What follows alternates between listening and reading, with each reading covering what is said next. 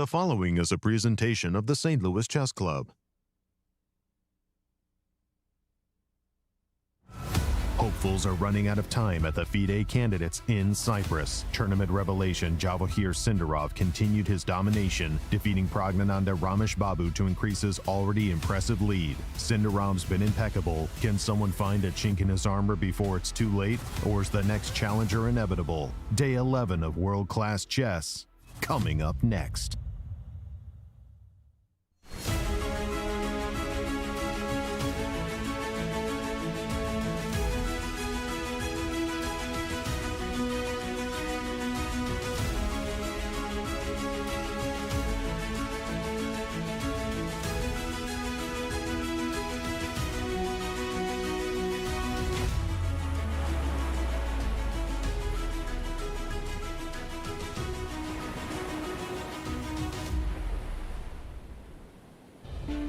Hello chess fans and welcome from beautiful poolside of the Cape St. George's Hotel and Resort here in Cyprus. It's round 11 today and Javokhir Sindarov keeps leading in the tournament 2 points ahead of his nearest rival Anish Giri. Other players already in vacation mode, as Hikaru Nakamura jokingly suggested, or they are ready to fight until they have at least small chance, theoretical chance to be in the tournament. Let's go to the studio and follow the action.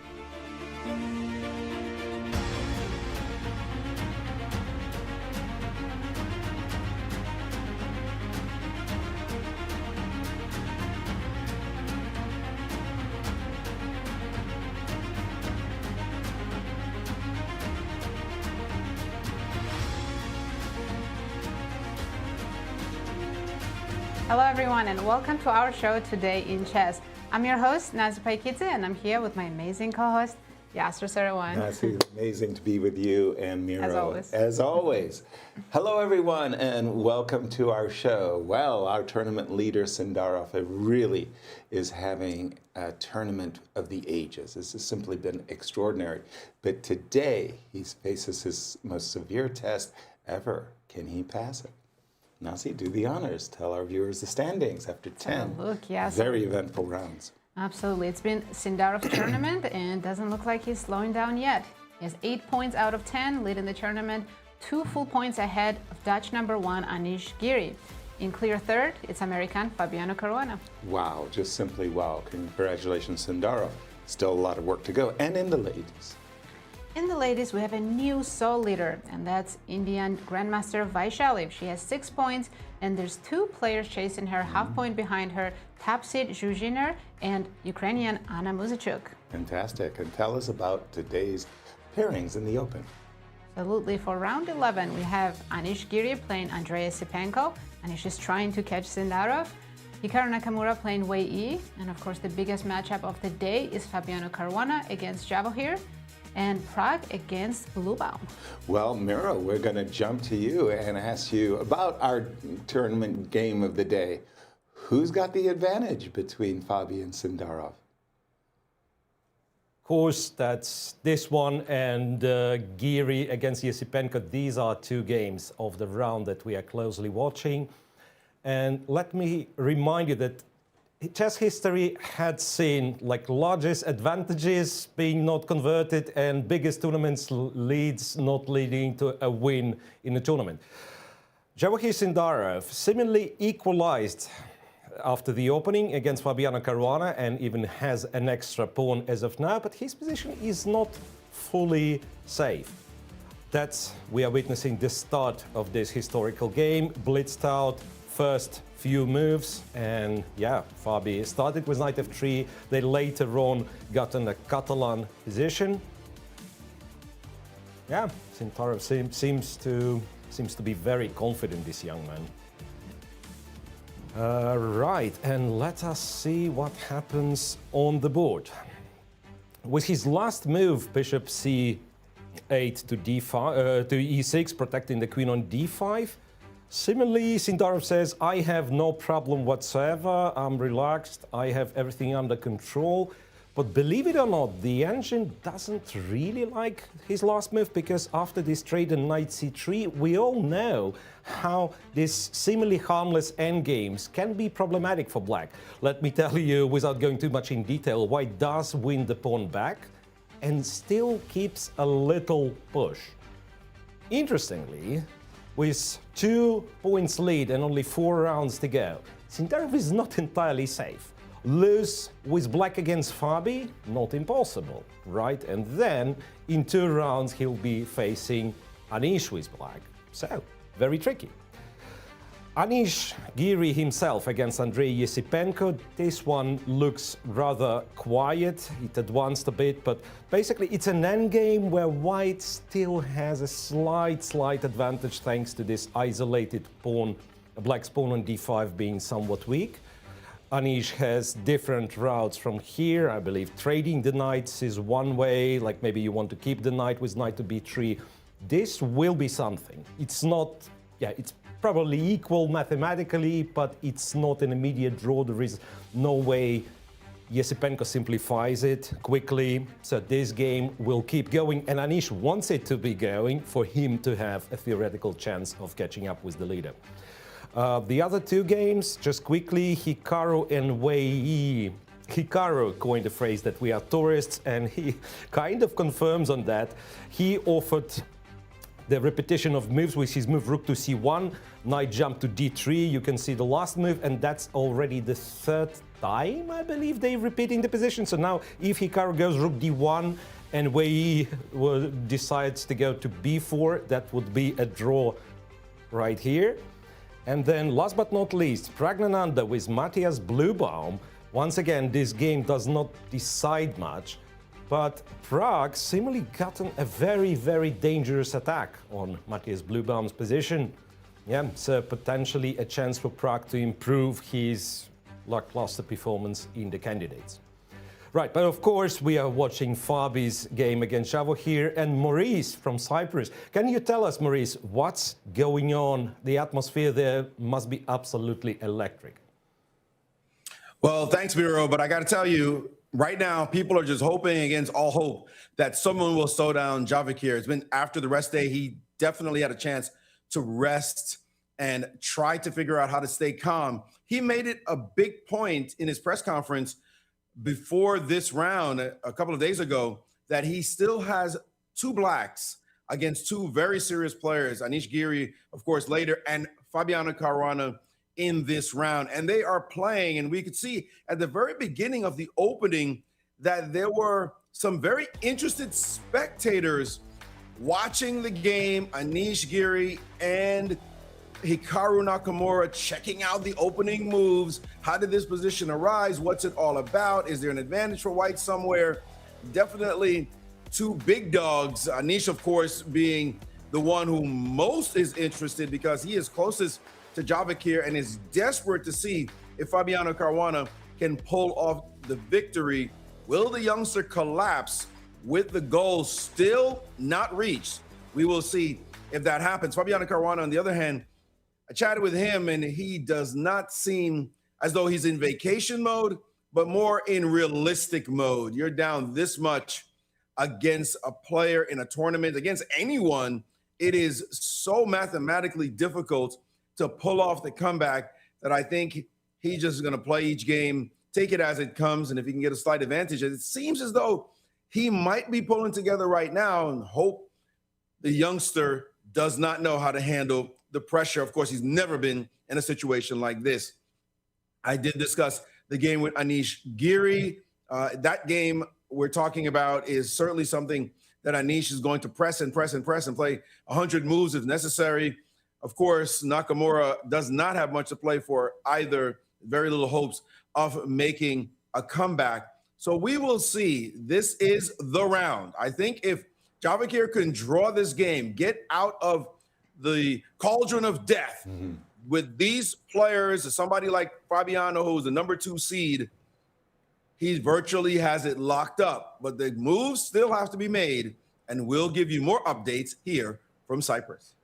Thank you, Maurice. And tell our viewers the format for these championships. Absolutely. Let's remind everyone it's an 8-player double round robin event. Players are not allowed to offer draw until black has made move 40.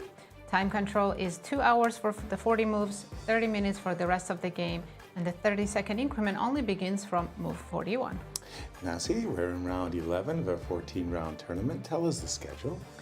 Absolutely, yes, sir. Today and tomorrow, round 11 and 12. Then players will have their final rest day before the last 2 rounds. And if there is no clear winner, we'll see playoffs on April 16th. Maybe Chances are not very high. Not right very now.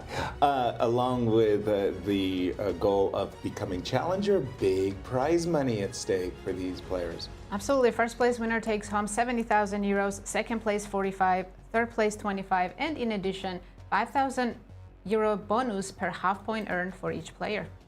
All right, let's jump into the action, and we have the game between Hikaru and Wei Yi. And as Miro was saying as we came on air, the players have been repeating the position, which is a clear indication that They've already repeated plenty of times. I think a draw is just And about... there we go, officially a Officially, draw. it is a draw, yeah. We came in just right on time to catch that draw. Nice coverage. Well done, production team. That was well done. Unfortunately for these two players, they are out of contention for the first, and it's not unexpected that they should make a draw. Well, let's jump to the game of Fabi and Sindarov. And before, we have a rook and knight versus rook and bishop ending in front of us, and it was always strange to me that the rook and bishop were supposed to be a big advantage. And we actually called this the Fischer ending because of his victory over Mike Taimanov. But in this particular case, it's the strangest thing. This pawn on c4 is actually not a factor. It's fully blockaded. And you don't want to see an imbalance after rook takes e5. So it's sort of like, Fabi please has played f6, rook c6. take my pawn. They're blitzing out moves. King f7 happened, which is King surprising. F7. Sindarov gave up the a6 pawn, not the c4. Oh, I think that's maybe an inaccuracy. definitely. Any imbalance of the pawn structure. I would have played bishop c8 and invited rook takes c4, by the way. Rook takes a6. And rook b8 is on the board. Actually, you better be very, very careful. That a pawn now Yeah. starts running. I was going to say, if the king is on c2, this First, is just yes. lost. Like the pawn just goes a4, a5, and it's over. Fabi The gave it problem- check on a7. Yeah, the problem if I play immediate a4 is rook b3, and I want to keep this blockading knight. Sorry, so check on the a7, and I'm assuming king. I'm not hate happy king with any f8. of those moves. Let's say king f8. So King then white f8, brings yeah. the king to c2 and starts pushing the a pawn. Okay, for It's sure. not easy to do that, right? Right. If you could go voop, voop, yeah, you're doing well, but So rook b2. yeah, just to annoy you and stop your king from coming to the queen side. Still work, but Fabi will want to play on. Before we get too deep, I just wanted to show this one line. As we were coming on air, again, forgive me, I'm the proverbial pawn grabber here, and I had this line worked out. No, that wasn't it. Let me just come up. Oh no, I can't find it. Here we go.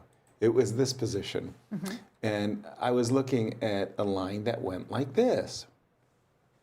But and you go, okay, well let as black go ahead and take my pawn, and I'll take this pawn on a2. And I went down what I thought was a very normal path. And I suddenly got, whoa, That's what a move. Beautiful. And then this follow-up. So play h6, rook takes h6. Take the knight, queen h6. So you got to defend. And then I came up with this great idea. Since the queen is defending checkmate, all we have to do is knock the queen Distract out the of the way. queen. Exactly. Let's do it. Let's distract the queen. So I offered my queen, f5. queen to f5, threatening the knight. Aha. Now I come up with a brilliant tactic of a double attack. I want to take your rook for checkmate, and of course, when you take my queen, I wanted to play checkmate. And instead you resign. Instead, I have to resign. Miro, I tell you, it's the stuff behind the curtain that makes chess so much fun. What's caught your eye? Actually, before we go over to Miro, let's take a look at how Sindarov changed his rating in this event. Oh, fantastic. He started, he was in top 10, he was 27.45. Right now, Yes. he is world number 5, and he's gained 28.8 rating points, and his current rating is 2773.8. That's hilarious. That's just unbelievable to gain that many rating points from a single event and to do it at the candidates where the pressure is so high. Wow. And his tournament performance has been At some point, he was at 31.50, but then he made a couple of draws, so now it's only 29.79. Yeah, But incredible. compared to other players, you can see who's dominating this event. Yeah, and his line score in this event has just It's a been very beautiful graph here. Just a lot of ones, only 4 draws, and just by chess so many standards, wins. this is a Mona Lisa. Yes. You go undefeated, and the 4 victories in a row. Wow, and you get +6.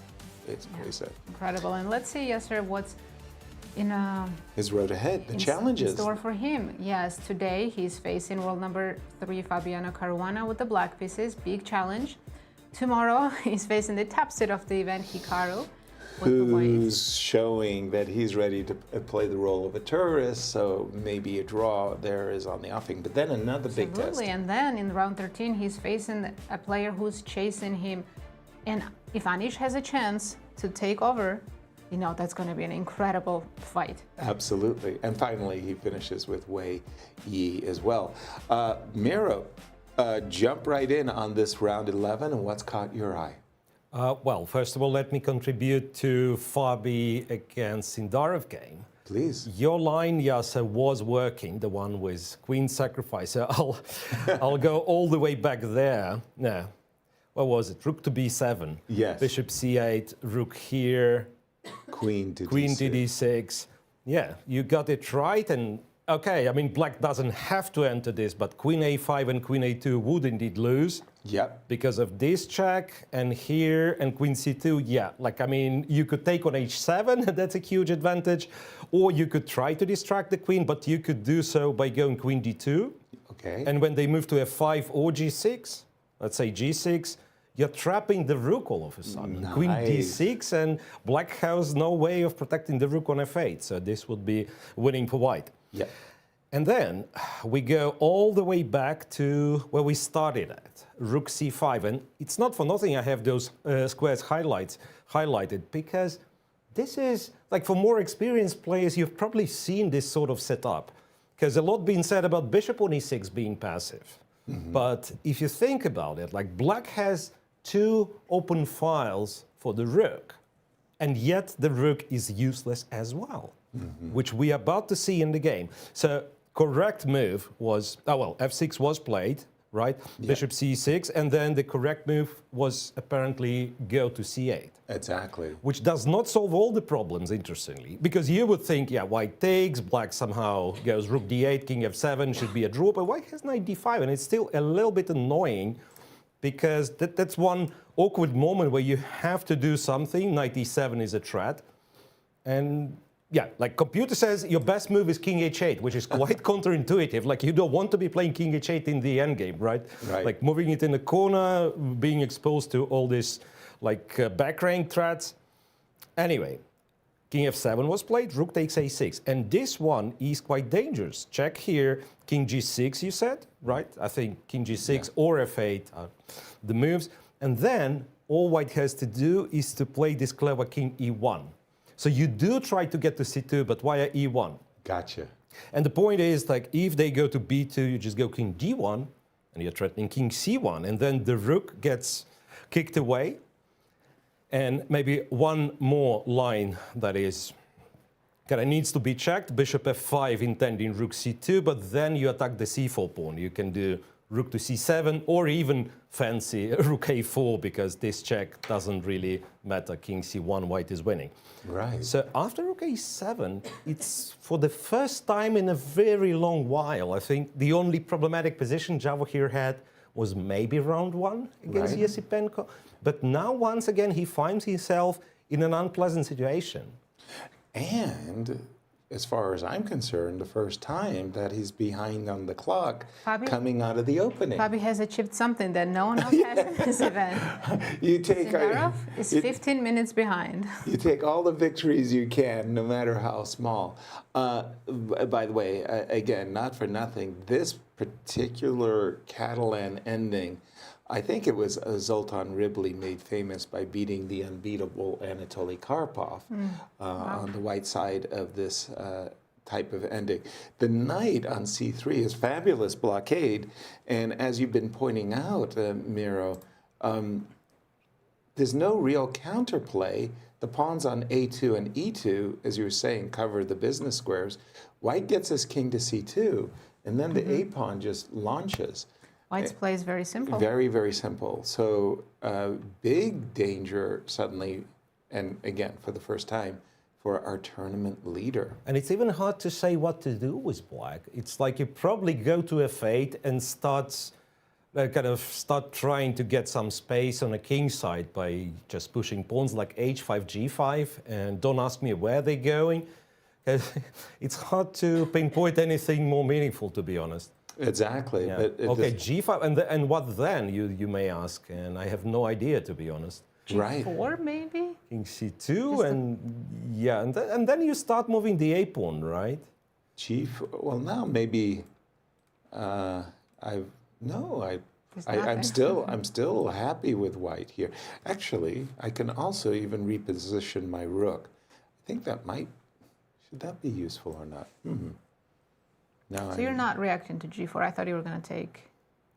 on G4? Yeah. And you would probably retake with the pawn. And now push A4. Now push A4. Because I'm not getting Oops. anywhere near your H2 pawn. That is true. You know, it's funny, you still have these feelings of like, Yeah. I shouldn't be Breaking leaving up the my pawn pawn chain. on it. But this is actually looking very easy play for white. White has a very clear idea of what he's going to do. Maybe. But that feels like Like he's I'm barely barely hanging hanging on. on. Yeah.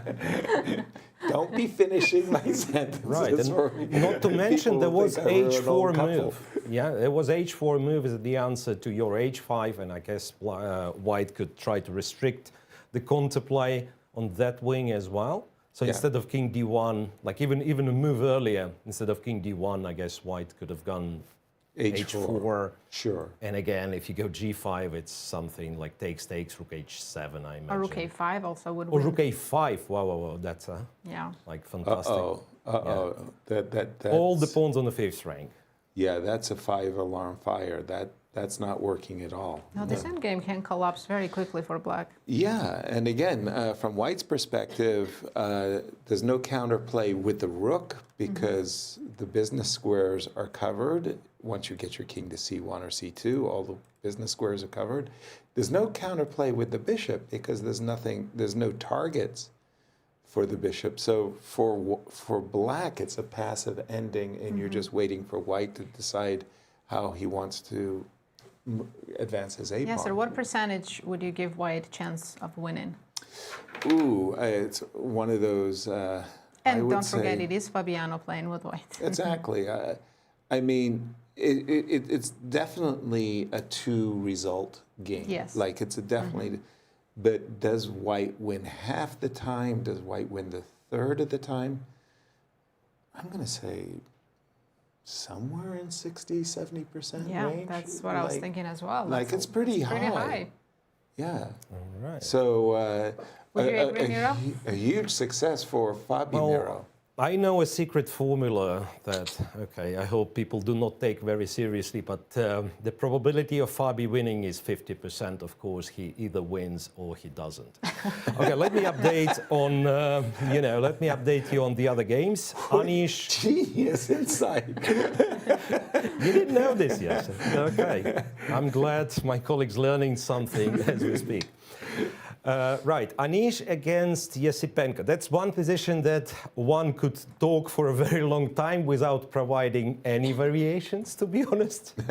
Because we more or less know what it is about, right? The isolated pawn on d5, which sometimes is a strength in the middle game, and it's a burden. It's not really a weakness as of yet, but it's a burden in the endgame, particularly because of the knight's very nice position on d4. However, I've been taught not so long ago, and it's an interesting concept about so black should not be losing these types of positions. And the argument for that was that when you start counting potential attackers on d5, right? So white can go to f4, white, I don't know, goes bishop d1, b3, and so on and so forth. Black has an extra defender, which would be the king from d6.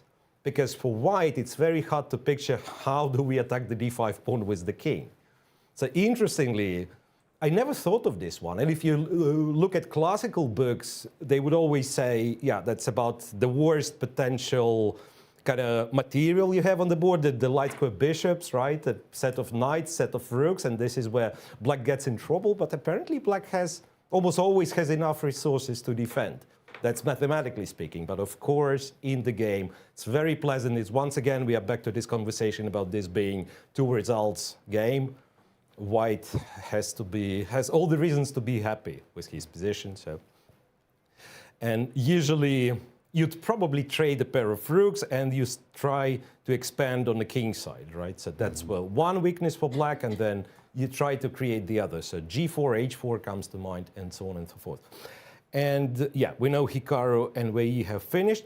Pragnananda's game against Matthias Bluebaum seen some twists already. That's only move 18, and apparently Prag has already missed a win. And maybe he gets, he still has an advantage, but okay, without going too much in detail, that was a position just a move ago. That was quite tricky, to be honest, because the move to get the decisive advantage was queen to f5. And when I've seen computers suggesting this move, I wasn't even sure what it means. I guess you want to play like rook g3 or something, and apparently black just cannot coordinate. And the funniest thing ever, that if black goes g6, you just go back, and then black cannot defend. A move ago after rook e3, where Matthias captured on d4, and believe me, that's the last variation I will provide, and not to bore you to death, but h7, h6 would have allowed a really, really fun variation. Bishop takes h6, and now objectively you have to go bishop f8, and you're a pawn down, and you're trying to defend. But if you take, it's queen to f5, queen d4, rook g3, king f8, and you go queen h7, and this is like, Yasser showed us one line where you're deflecting the defender and then checkmating. So this queen h7 would have won, and yeah, that's basically checkmate in a couple of moves. So queen to d4, here queen f5 was the best move. Rook a to e1 is humanly quite understandable. Yeah, you're doubling the rook, you pretty much bring all the pieces into the game. h6 was played. Yeah. And now bishop h6, from what I understand, no longer works because there is queen h4. Queen h4. Queen to h4, yeah, and queen comes to the rescue, and then if you go back to f4, there is d4, and it's black who is winning. Right. So it is getting rather sharp, this one. Still, white is better objectively, but he missed a realistic chance of finishing the game right on the spot. Wow, so many awesome lines. Thank you, Mira. Yeah, absolutely. Queen h7 was beautiful. A big, big thanks indeed. We talked about Sindarov's road ahead, but Anish, who is in theoretical position to catch him. Yeah, he's the only player right now who has a good chance of catching Sindarov. Let's see his road ahead. Yeah. Today he's playing Andrey Esipenko with the white pieces, and given his position, he's going to keep pressing for the next 100 moves. Exactly. Tomorrow he has black against Wei Yi. Very solid player. Also, hasn't that... He's shown some blunders in this tournament, That's but what I anything mean. can happen. And then the big man. Of course, the big matchup against the tournament leader will be in round 13, and then we'll see if there is anything to play for Anish in round 14. Yeah, but theoretically, in terms of the cross table, you might say that Anish has got a much, much easier challenges than does Sindarov. But it's all about today, right now. There are no easy challenges in this event. Exactly. In comparison, yeah. Can Fabi do what nobody else has done, which is derail Let's see the Sindarov? current position, rook is on e7. First of all, we were debating between King King F8 and King G6. The problem with King G6 is you might not only just get sideline, the problem is... White pawns can come at you. Yes, that there might be an E5, F4, F5, and your king is actually not target practice, but potentially vulnerable. Rook E7. I think we had focused solely on King E1 and King D1 as a way of keeping the rook on B8 at bay. But yes, sir, after rook E7 and now Yes. Javokhir played rook B6, the rook is not coming to the second rank already. That is already a It's a fine progress for achievement. white, right? Yeah, a fine achievement. Yeah. No, I mean, it's like, how do you win against these incredibly solid grandmasters? Slowly at first, and then it accelerates once you've built up all of these small little advantages. And I'm curious to see if white goes right away A4. Let's show me why white needs to prep with the king all the way to D2. The problem I'm having is that this knight is so good where it is, I'm really fearful. But I have a An hope idea. for the knight, knight B5.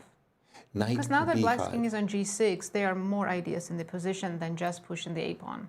Okay.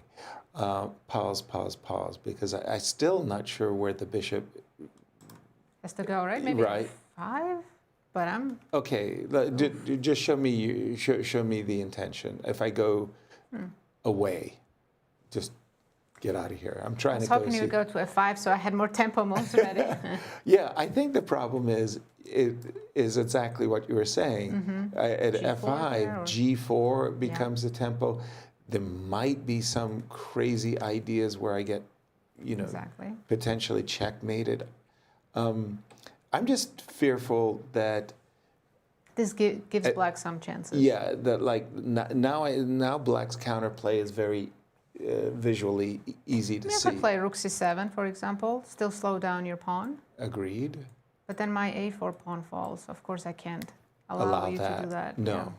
no. So that's why this makes it clear why white should start with the king move. Yeah, and again, just as Miro was saying, it's kind of nice that the A2 and E2 pawns are protecting the squares on the file. So at the moment, B1 is protected, B3 is protected.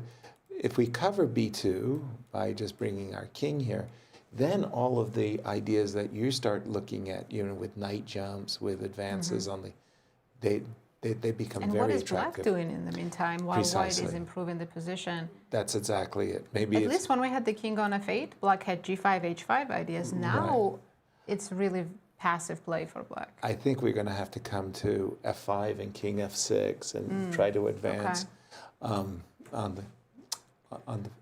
Right, let's see Fabi. where these two players were Statistically, who's going to win? pie charts, right? Yeah, well, I've got a good idea that We know where they stand Sindarov now. has got a big piece of the pie. But in the Pre-tournament. beginning, it was Fabi in the first place, 28%, Sindarov at 14.7. Half of Fabi's chances. Then, as we advanced to round 3, Fabi was a huge favorite, over 50%. Sindarov in second at 26.4. let me just remind the viewers, exactly at that point after round 3, Fabi had defeated the #1 seed, Hikaru, and then it was in round 4 that Fabi lost to Sindarov and they switched places. Absolutely, but still, you can see Fabi was not that far behind after that round, but Sindarov kept winning and winning. If you're going to win 4 in a row and end up at +6, He was at 77.7, Fabi was at 18, but then Fabi lost his game Wow. Dropped to 0.2. Look at that. Sindarov is almost 97% favorite to win. Right. And what's left of that pie goes to Anish. Exactly. It's a very, very small sliver as well. But rook e7, But rook that can all e6. change today, Yasser. He's in trouble right now. If No Fabi question. pulls off a win, No and question. Anish also pulls off a win, it's going to be a very different pie tomorrow. Very different. It's going to be a different, yeah, but it's not going to be It's that not gonna be 97%. Yeah. Actually, we have an interview before we jump into another game. Anastasiya caught up with Hikaru Nakamura. Is it like a lack of motivation at this point of the tournament, which also affects your decisions? No, I don't think it's lack of motivation at all. It's just that when your opponent's very well prepared and you don't see something, it's kind of hard to keep going. But obviously, you know, I was happy at the start of the game. I got what I wanted, but then he just went one move deeper than me. And yeah, it's just I don't think motivation is the right word. I think everybody still is trying to play good chess, but you know, if the opportunities aren't there, it's just what it is. And I think also if you're not in the running, it's much easier to kind of slow it down. You know, if I were perhaps playing for first place, I never would have made the repetition. I probably would have taken a huge risk and possibly lost the game. But again, what's the use in doing that with where I'm at in the standings? Yeah, exactly. But also speaking about preparation on another board, in the game between Fabi and Javokhir, which is probably one of the key games right now, it seems like also they were quite prepared. And I saw you were watching together with Anish. You were checking the game quite quite for a long time. So what is your thoughts? Yeah, I mean, it seems that everyone's prepared. It seems like a lot of games, both players are prepared in positions which haven't been seen before. I don't know if that's a good thing or a bad thing, but that's what it feels like. Because yeah, this bishop e3, knight d5. I think that's where I'm pretty sure that's where the line ends, at least from what I've seen in the past. But still, it's, you know, they just played like another 4 or 5 moves immediately. So it just seems like the players are I guess, using computers very, very well to prepare for the games, and that's why you have so many games that are, you know, on like move 20 before players are thinking. Thank you for the interview. Thank you, Like Hikaru Anastasiya. said, yeah, everyone's still trying to play good chess, but it doesn't make sense for him to take any risks. True that. Still looking at, and for me, it's a surprise that We have a move in Fabi's game. We He's do. played g4, the last move. He didn't play king e1. I think he wants to ask Sindarov if he's going to do anything on the king side, play h5, or allow white to go h4, h5. I was thinking, normally you look at your side of the board and you go, okay, I want to play king e1, I want to play king d1, I want to play king c1. What does my opponent want to do? And you might say to yourself, well, what my opponent wants to do is go f5 and king f6. Oh, So g4 slows that down. Whose plan is best? Like who's Both are good. So why don't I stop my opponent's plan? And I don't Because you can always do yours later. Yeah, right, exactly. So the idea of g4 is to stop f5 because now I ask you, how would you like to recapture? Which one would you rather give, right? Exactly. g5 or g7? And that would be an error. So the idea behind g4 is to stop Black's active move. But then the question is, let's say I go h5. Would you play h3? Can I take the pawn on g7?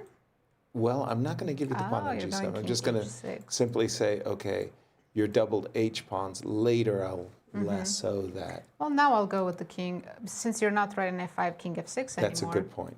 Yeah. And boy, from Black's point of view, this is not. Running out of moves for Black. I know. I looks truly good. am. Does Black have to play rook d6 just to cut the king off for now? I mean, it's temporary, but Okay. Yeah, I've got to push, do right? something. a4 now. This is really, really dangerous for. Right, if I go back rook b6 with the idea of rook b3, you'll play knight b5 now. Knight to b5. And if rook a6, I'll take it. no, if rook a6 here. Rook a6. Sorry, I heard. Sorry. I'm curious if knight c7 works. Rook a7 and Knight c7. turning into that rook endgame with an extra pawn. Like this. Yes. This is probably what Black would be happy with this, I think. Because Yeah. now c pawn actually is dangerous. How did? I mean, I'm really getting. By the way, this is on the board. h5 and king. This line is on the board. They followed us Seriously? all the way Okay. to king e1. Well, I understand why Sindarov played the move h5, because if he doesn't do anything, if he rather remains passive, let's say he plays a move like h6 and just doesn't do anything, he's eventually just going to get he's going to run out of moves. Essentially, the king will come to c1, as we've seen, and the pawn will go to h5, and black will simply have no counterplay whatsoever. No, also it's just very difficult for humans to play like that. Yeah, where you're just Sit there and do nothing. Yeah. Exactly. Because it feels like defeat already. So we do have h5 captures king e1 on the board, as you were just saying. And Nazi, Maybe Miro can help us out. What is black supposed to do here? Because I see engine is not saying white's winning, just slightly better. Right, let's go a couple of moves back before Fabi has played g4. Yes. Because there were alternatives. Compi wanted to go with the king immediately, wanted to play h4. g4, from human perspective, looks like a very, very clever move. Yeah. Because I stop your h5, I stop your f5. Right, so almost, as you said, guys, like depriving black of any sorts of counterplay. After h5, I was even thinking, could we go h3? Right. Just like if you trade over here, still black cannot untangle the pieces, right? Right. But apparently h3 is not very clever, because then black goes h4, and then next move black can go f5, because when you take bishop takes, h3 is a serious, serious weakness. So h3 wasn't that clever, but gh5 seems like white just wins the pawn, king e1, and it is quite problematic for black, but after bishop f5, still cannot find the direct way of how white makes progress. Point being, if you go after the c4 pawn, Yeah. black goes rook a6, and now for the brief period of time, you're 2 pawns up, but then there is bishop e6. There's always some little tactical trick. Okay. So rook a6, you want to go rook a3, I guess. If you were to play a4, then there is king takes h5. And rook takes, you would think again, like I'm safely 2 pawns up, well, 1 pawn up, but 2 passed pawns, but there is bishop c2, so there is always a square to attack this a pawn from. And if you take on c4 in that variation? After here, Miro? yeah, if you take on c4, bishop e6, No, and I then meant a4. a4, king h5. Yeah, if you take on c4, then bishop d7, and computer says this one holdable. That's a question, I agree, because white is a pawn up. Very good. You know, but there are some structural defects, and like if you leave the fourth rank, maybe black king's going to run forward. Yeah. So I can see this. I can see why white's better, Yeah. extra pawn, everything. But also I can see how black is supposed to, you know, achieve some counterplay and maybe not collapse. And that's probably the way to go, because he'll keep waiting, you know, waiting for the white king to appear on c1, wait for the a pawn to start moving. There might be no way back into the game. All right. Interesting. I really still think it's a 50-50 for As Miro told us, 50% chance Fabi wins. Exactly. 2-result game for sure going on, and a big test for You know, Sindarov. as soon as Fabi played g4, I saw on the other board Anish also played g4 in his game. They're having, in a way, similar game, of Echoes. course, different position, but Right. both pressing with white in an endgame. Yeah, again, for me, this is really classical stuff. This isolated queen pawn, right? pawn. Yeah. There's so many old chess books that talk about just about that. Definitely. And for me, I was kind of brought up during the, let us say, Karpov era. And Anatoly, there was one game in particular that Anatoly won against the isolated queen pawn. It was his game with Boris Spassky. But then in his first World Championship match against Kasparov, he crushed Kasparov incredibly beautifully by actually capturing this bishop. And you looked at that capture. Of course, Gary immediately recaptured with the pawn, and everything was beautiful until something landed on the g6 square, and it was splat. I mean, it was really a very, very decisive victory by Karpov. Study the games of Anatoly Karpov. He was masterful against isolated queen pawn positions. In fact, Yes, sir. Do you think White's idea with g4 is not just to gain space, but to eventually play rook g1, g5? No, I think it really is to stop knight f5. Sure. Yeah, and For now, that's definitely the case. and I'm trying to use the two weaknesses principle. So d5 is a weakness, but it might not be enough to win. So I'm trying to create a second weakness on the king side. right. I actually love the pawn on g4, and I would rather keep it there. I'd probably play h4, not g5, h4, h5, with the idea of even going f4. I see.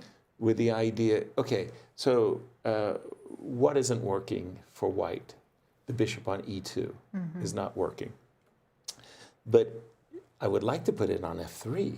Just to put pressure on d5? Put the pressure on d5, and also kind of trying to coax knight e4, right? Then I can take on e4 and can take on e6, those types of positions. So I like the expansion, but also this knight on d6 is kind of in the way. I think from black's point of view, black would love to have his king on d6, and maybe this knight, for example, on the c6 square.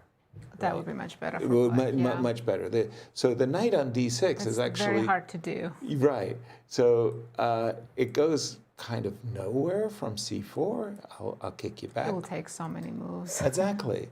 So I see this as a long-term advantage for white, that white can do everything he wants. And from Anish's perspective, he's delighted with the outcome. This is exactly what of he the wanted opening. today. Absolutely. Yeah, just what he can needs. play this for hours until Esipenko makes a small inaccuracy, and then Anish got it. Right. I want to draw your attention to Prag's game. I know it doesn't affect the standings, but it's the most fun position we have right now. All right, His let's last jump move there. is knight d7. Look at that. Okay, as the British like to say, well, that's a visual. Yeah, I did not Knight- see that move coming. Knight to d7. Okay, so the let's. three minor pieces are hanging right now. Well, it's good that we've got Luft already. So if you take one of the minor pieces, this is Prag's big deal, that his rook shows up powerfully, I would say, on the Yeah, and the seventh black rank. knight cannot move because f7 is hanging, so knight f6 is coming next, and we're going to have similar endgame as Fabi Sindarov. Except again, white's picking off a lot of a lot of pawns. Okay, so capturing the bishop looks wrong. Sorry, knight to d7. Capturing the bishop. Well, it's not But like. what else could you do? Is there knight e4? There you go. That's one of the moves that absolutely has to be considered. Yeah. So let's stop our analysis, Yasser, because we have a very special guest with us. Someone who recently won the American Cup, Wesley So. Welcome to the show. Wesley. Hi. Hi. I guess you guys. I guess it's okay. I thought I would see you. But no. Hi, guys. Thanks for having me. Oh, thanks for being Oh, I here. can see you now. Yeah, it was wonderful to have Yeah. you on the show, Wesley. How's it going? Yeah. Good. Very good. I had a very nice rest. I'm actually doing some... have you heard of chessable.com? I mean, I bet Nazi uses it. Yeah, well, Chessable courses are absolutely famous, and your courses on Chessable most especially so. You did the E4, No, E5. I'm actually doing now one E4, E5 for black. So I'm doing something on the Berlin. So I've been busy on that. But I think I just finished course 1. Then I'll be finishing course 2 so shortly. But I'm also watching the games. Now it's a good time to, because I have a tournament until Poland. So it's a very nice time to watch the candidates, also the Hans Niemann match. Well, the most obvious question for you, Wesley, what is your perspectives on the candidates, and has the result of Sindarov surprised you? Yeah, I think it surprised everyone. I think no one saw it coming. Actually, before the tournament, I thought we have the 2 American top seeds, Fabi and Hikaru, and both players are 50 points ahead of the 3rd seed. So I thought one of them is going to win for sure. Like, I gave them an 80% chance to win. Both of them combined. And I thought, okay, 2 top seeds, both of them 50 points higher. Then the next one, what could go wrong, right? But the thing is, they fight each other too. Yeah? So that's a big problem. Yeah, Wesley, I saw your tweet when Hikaru beat Fabi. You said the spoiler. Yeah, because I mean at that point, Hikaru's -2. But the thing is, okay, Fabi couldn't catch Sindarov anyway. I mean, right now he has 8 out of 10. But the thing is, yeah, Hikaru always beats Fabi, yeah, for some reason. Right. So but I was shocked too because the game looked completely equal, like Yeah. 0.00. Okay, then I thought Fabi would hold for sure. I mean, it's not that easy, but I mean, the way Fabi played, he lost without a fight. Yeah, like I thought he would hold after 100 moves or. Sure. But okay, I mean, things happen. But yeah, I mean, I think the thing is, I don't know Javokhir really that much. Like I only played him one game before in my life, so I don't really know him. Like I met him in Las Vegas a few months ago, but he didn't play particularly well in that leg, so I didn't know. I thought Hans Niemann is stronger than Javokhir before this tournament. And now, have you changed your mind?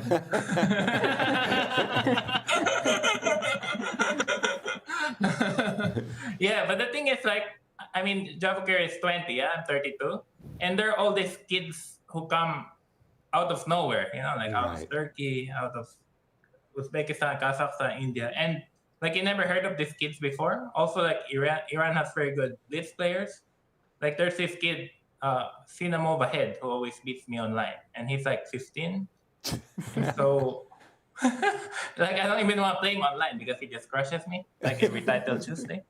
Wow. And like I've never heard of this kid, yeah. Like so, it's like, oh, I mean, yeah, there's so many of them popping out, but okay, it's hard to say because like Arjun reached 28 something a while back, and now he lost like over 50 points. Wow. So we'll see if Javokhir can maintain whatever he's doing. But of course, yeah, I mean, of course, big congrats. Like, I guess he's not gonna lose today anymore. Yeah, like I thought. Actually, tell us what you think of the current position between Fabi and Javokhir. Yeah, we have the position after Bishop F5, and if you don't mind me tossing a compliment your way, Wesley, I think of you as an incredibly accomplished Catalan player, and we're getting a kind of a typical Catalan advantage ending for white that a player like yourself would just love to play as white. I see it as a 2-result game. Yeah. What do you think of Fabi's actual sure. winning chances? How big is his winning chances in your view? Well, I thought it was higher 5 moves ago. Yeah. 5 moves ago. What happened in the last Yeah, 5 moves that changed your mind? Well, apparently, Fabi made some bunch of inaccuracies. Yeah, like Rook E7, also G4 trading the pawn. You didn't Because some fight black has some G4. counterplay. Yeah. No, not at all. Yeah, I thought G4 was pretty bad. Well, for example, Yeah, I thought Rook. Yeah. in this Yeah, I thought Rook E7, G4. in this position, Rook C7. Yeah, so you just give me the pawn. How? Oh yeah, Rook C7. Yeah. Yeah. No, I play Rook B4. Rook B4, and I guess King here. Just kind of B1. saying, your turn. Yeah, I guess I can take on H5. Yeah, Bishop E6, King C2. Yeah, or maybe instead of Rook B4, can I play Rook A6? Rook A6. Yeah, Rook A6 maybe. Then you go A4. A4, like it. Still, Yes. this is the most Yeah. dangerous position that Sindarov has had since round 1. By He's far. been cruising for nine rounds. And by the way, Yeah. it's the first time he's behind significantly on the clock as well. Yeah. Yeah, I want to give props on the way Javokhir is playing. Obviously, I mean, 8 out of 10 in this field is just inhuman. I mean, Right. I don't think anyone can repeat that score. So what he's doing in this event is really amazing. Like he's playing better than Stockfish, to be honest. Yeah, historic. His TPR was over 3,000 at one point. After round 6, where he was 5.5 out of 6, his TPR was through the roof. It's 3150 at some point. I mean, he's calmed down to a mere 29 something. His current TPR is still absolutely extraordinary. Wesley, you've had some fabulous. I remember. I was joking with you in the Singfield Cup. You went from the lowliest to the holiest. Your first outing, you didn't do well. You were last, and in your next outing, you were first. What was your TPR when you won the Singfield Cup? Something incredible too, right? Yeah, I think only 2850. Only. Not even 29, huh? But London, I did TPR 2900 that year, so wow, was a bit better. But the thing is, I think as Peter Leko said, Javokhir just enjoys the moment. Like as he said, I watched his interview and he said that when Javokhir is on a roll, other players slow down, but he just gets faster and faster, like an engine. Yeah, I mean like a car engine. Just revving. Really impressive and stuff. Wesley, I have a question for you. Do you think Anish has a real chance to catch up with Sindarov? Well, actually, let me check the points. What's points? 2 points Anish behind. is at +2, yeah? Well, Sindarov has to lose this game, for sure. I mean, if Sindarov wins today, then Anish... I mean, if Sindarov loses and Anish wins, then all Anish has to do is beat Sindarov, and then they're tied. Yes. Yeah, so I mean, Sindarov has to lose today for sure. Yeah, if he doesn't lose today, then it's impossible. To make it dramatic. So everything. Well, will be but Anish decided also today. has to win. Yeah, We can pull up Anish's Anish game. has to win today. Yeah, Anish has But I to. think, So we do. But Rather, do you think Anish can win? Yes, I think this is a game that's going to be a long massage. Not necessarily winning, but White is really enjoying his position here. Isolated queen pawn, but I just don't see good counterplay chances. Yasser was telling me that Karpov would win this game against anybody. Yeah, Karpov was incredibly good in these technical positions as White. Yeah, well, yeah, you would know, yeah, you played him a bunch. Yeah, I did. I played him a bunch of times. H4, and okay, times are rather even, but for Andrey, he's not had a very good result. People are kind of like targeting him, in fact, and playing 100-move games against him. So Andrey is definitely going to be fighting to hold, struggling to hold the position for the rest of the game. It looks unpleasant, It looks unpleasant. Yeah, exactly. Wesley, you've played in the candidate tournaments. You know the pressure that the players are all facing. But we also saw a very short draw today between Hikaru and Wei Yi. And that's not surprising at all, because when your dreams have crashed, you don't really have as much enthusiasm, huh? Well, actually, I think the only reason Hikaru drew was because maybe Wei Yi was still in his preparation on the last position. Really? Because I was watching Hikaru on his stream, and he said that he wants to fight, like play as long as possible. Or I don't know if it's just thing, but he said he doesn't know how many classical chess games he has left on his life. Right. But then he said he wants to play as long as possible. So I was very surprised today that he didn't play on. So Wesley, you have Grandchester coming up. Anything else? Are you playing Norway chess? I have 13 over the board tournaments this year left. 13. Wow. Yeah. Okay. Yeah, actually, there's good news too. Like I'm not sure if they made it public, but Total Chess is moving their date, so I can play the US Championship this year. So that's good news.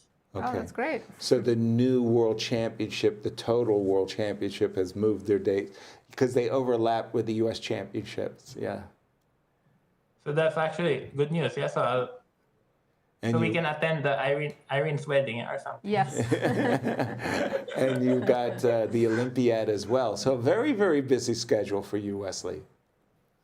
Yeah. I mean, it's going to be a long year. So yeah, I hope to play some good chess. I mean, it's a bit sad that I didn't qualify for the candidates and we'll have 3 American players, but there'll always be a next time, as Levon said.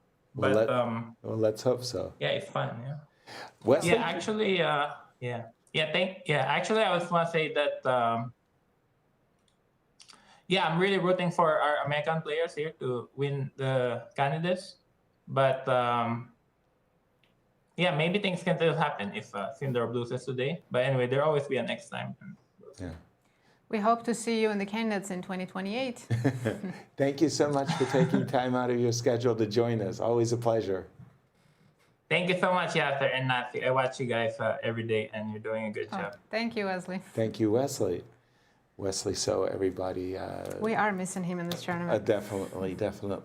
I got to keep my eye on the game between Fabi and Sindarov. By the way, Fabi played the move Rook C7, and Sindarov is either waking up to the reality that his position is bad, or he's fallen asleep, because check it out. 23 minutes is all he has left. I don't think he's ever had this little time in his game. And you know, like for Fabi, who's not had what we would think of a great tournament, in fact, what's worse? Mm-hmm. What is worse? Having a tournament where you finished +2, let's say, but you were never in it. You just came from behind to finish +2. Or you started the tournament in first place, and then you faded. Oh. So you have a better result where you were never fighting for Finishing first. well matters more, because that's all you remember at the end of the tournament. Yeah, you think that is... Yeah, you remember when you compete and if you lose the last round, it that's feels like terrible. it was an awful tournament. Doesn't matter how most of the tournament went. Right.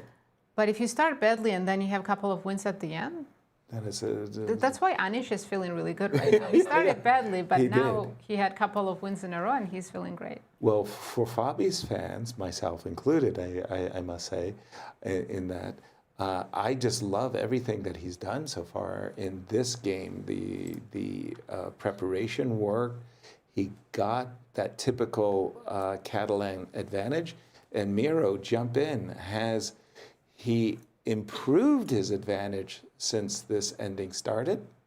Well, but that's exactly the position we were discussing, and it's interesting how Wesley didn't like G4, if I picked it up right from your conversation. Yes. Because, well, the computer we are using was actually kind of happy about G4, so it had similar variations with the other moves. Like G4 was an option, H4 was an option, but from human perspective, I know where it comes from, because at some point, if, say, we are getting, what do we have, Rook C7, we are getting one of those positions, what was the line, Rook A6, I believe, A4, right, and then white, and then black would take and go Bishop D7, or, not Bishop D7, Bishop C2 was the line. No, black would take here, sorry, white would have take here, and then Bishop D7, right? Right. And then if you end up not winning because your kingside pawns are weak, you might regret G4, even though you ended up being up a pawn at first place because you played G4. So I can see where it comes from. For now, still manageable for Javokhir, I believe, objectively. Like if you let two engines play against each other, I believe the result is going to be a draw. Mm-hmm. But he's getting lower on the clock, and that's a very unfamiliar situation. He might have had worse positions, but it was full of resources, like a really sharp stuff. Now you're defending and you understand, I will have to defend for the next 50 moves or whatever, right? So that is something really, really unpleasant. Wanted to give you updates on the other games as well. Well, Anish and Esipenko, you've already discussed. It looks very pleasant for Anish, right? So just like a little remark, because you keep bringing Karpov into the conversation, and it's remarkable how, as still till today, I believe, Karpov's result in Linares, which is Linares 1994, which is 11 out of 13, was considered to be kind of the greatest round-robin performance ever. Right. I'm not sure if it was updated after Fabi's streak, right? Right. But anyway, so that's the greatest Linares. What did he score? 3.5 points ahead of Kasparov, blah, blah, blah. And his TPR, his rating performance was 28.99.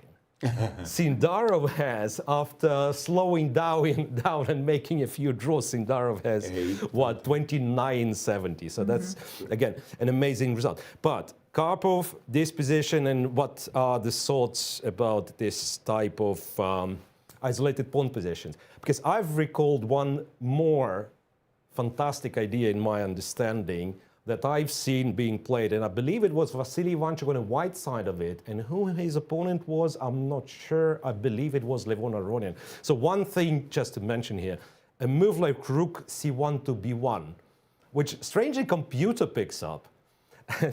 Point being, after G4, I imagine, for good or for bad, Black had to go for trading all the rooks. Right. So by going Rook B1, and again, don't get me wrong, it doesn't lead you to like win the game automatically. It does not necessarily increase your advantage, but you have a human idea here. So you are saying, yes, I surrendered the C file, but as Yasser says, business squares, the C2 square is very safely protected. So I just don't want to trade the rooks. And then I'll go G4, H4. If the H file opens, I'll use the H file. Maybe I'll double on the D file. That's what Ivanchuk has done in this game that I'm mentioning. Yeah, he went away from the C file to later on double the rooks on the D file. So it was an interesting alternative. Over here, after G5 and H4, it seems that now if you try to do the same, White will keep this rook on the board by going Rook H1. And again, it's sort of a similar scenario. Black's position should be holdable, objectively, and it's very, very unpleasant to play, of course, because like, you don't have any proactive counterplay. It's basically you sit and wait, right? It's one of those where we used to say, like, you cannot make a draw, right? I mean, you can kind of wait, and maybe like your opponent gets tired and you achieve a draw, but you cannot proactively work towards this draw. Like, you don't have like a plan, really. Yeah. Miro, thank you very much. As we get ready for break, just to point at both, call me Captain Obvious. Fabi has 50 minutes. Sindarov is down to 17. He just made a move, as you were saying, Yasser. That was about a 12-minute think, given that he didn't have that much time to start with. But yeah, this is a sign that Sindarov feels like he's in trouble. Absolutely, and it's not like Bishop E6 improved his position either. Again, we're expecting that Fabi will march his king, worm his king to the C1 square, and eventually play for A4 and push him. Push him. Yeah. Well, we'll keep an eye on this. We're going to take a short break, and we have a feature of Hikaru playing in the past candidates. So take a look, and we'll be back shortly.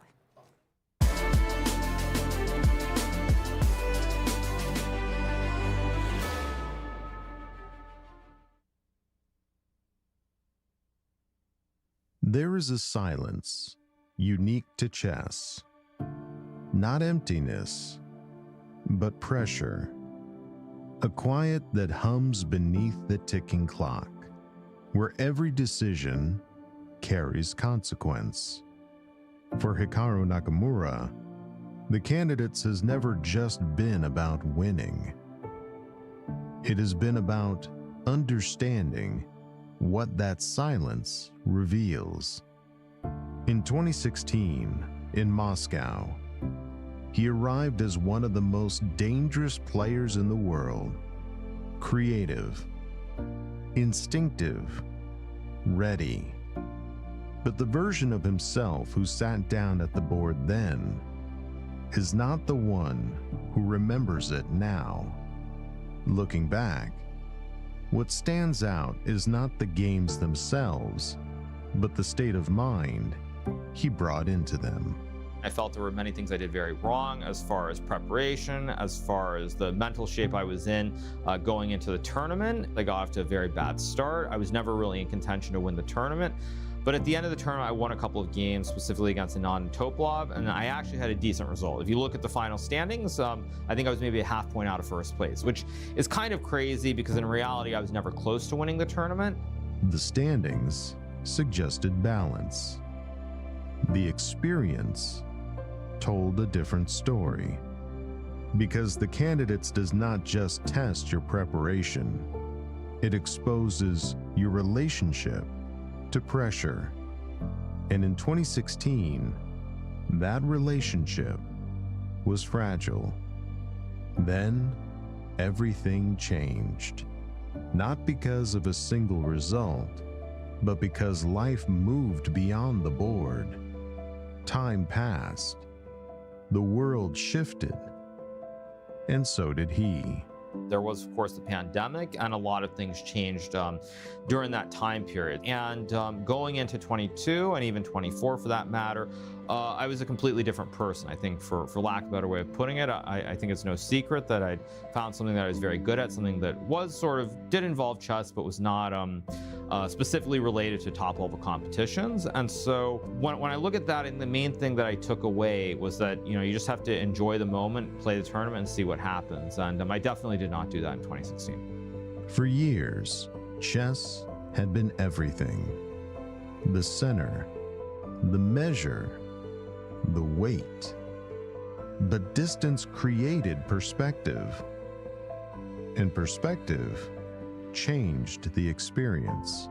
Yeah, I think what I would say is that the life of a professional chess player, it definitely at the start can be very glamorous. You get to travel to a lot of new locations, you get to play in a lot of fancy venues, 5-star hotels, these sorts of things, and it's very unique and feels really refreshing. But I will say that after a couple of years of it, it can become very boring and stale. You go to the same locations, you see the same people pretty much. And so I think that it's very easy to find the whole thing very boring. And so for me, with the success that I found, I would say that I was able to view chess differently. Definitely as a professional, you're very results oriented. The end result pretty much decides how you feel about a tournament. If you have a bad tournament, you're not going to feel good. You're going to wonder what you're doing with your life. If you have a really good result, then you sort of use that momentum to propel yourself forward. That cycle, results defining identity, had shaped his earlier years. But by the time he returned to the candidates, something had loosened. And in 22 and 2024, in the candidates, I definitely felt that I was just there to play and have fun and try to do better than 2016. So in a sense, the bar was very low going into those tournaments compared to 2016. And I don't think that if I had just been playing chess during that period, first, I don't think I would have made the candidates in either of those years. And secondarily, I don't think I would have been able to just enjoy the moment and just play chess. Low expectations, not as limitation, but as freedom. And in that freedom, something new emerged: stability. By 2022, the swings were still there. The wins, the losses, the missed chances. But they no longer dictated the entire experience. He could lose a game and return the next day unchanged. He could miss an opportunity and keep playing. By 2024, that steadiness became the foundation. Again, the tournament did not begin smoothly. An early loss, a familiar position outside the lead, chasing from behind. But this time, there was no urgency to fix it all at once. In 2016, I felt like when I got up to the bat start, I needed to win a game immediately to get back into the hunt. In 2024, even though I lost early, I felt like there would be opportunities, and I was able to pick the moments, and I had a very good result. I was able to put together a streak. I believe I won 3 games in a row towards the end, and actually in the final round, I had a chance potentially to win the tournament if I had been able to beat Gukesh. The difference was not in the position. It was in the patience, not forcing the moment, but recognizing it when it arrived. And when he looks across all three tournaments, what stands out is not continuity, but contrast. I don't really think there's anything from 2016 that I would say was similar to either of those two candidates that I competed in after that. They're just worlds apart. Worlds apart. Not in strength, but in understanding. And yet, there is one quiet thread that connects them. A slow start, a late surge, a result that almost says more than it should. But everything else changed. And that is the part the standings never show. That growth at this level is not just about better moves, but about a different relationship to the game itself. To sit in the same silence, with the same stakes, and feel something entirely different. Because in the end, the candidates is not only about who wins, it is about who can endure the process without losing themselves to it.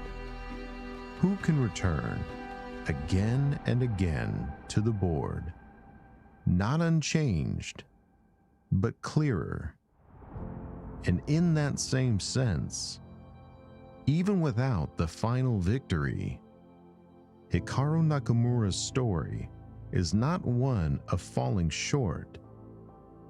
It is one of becoming.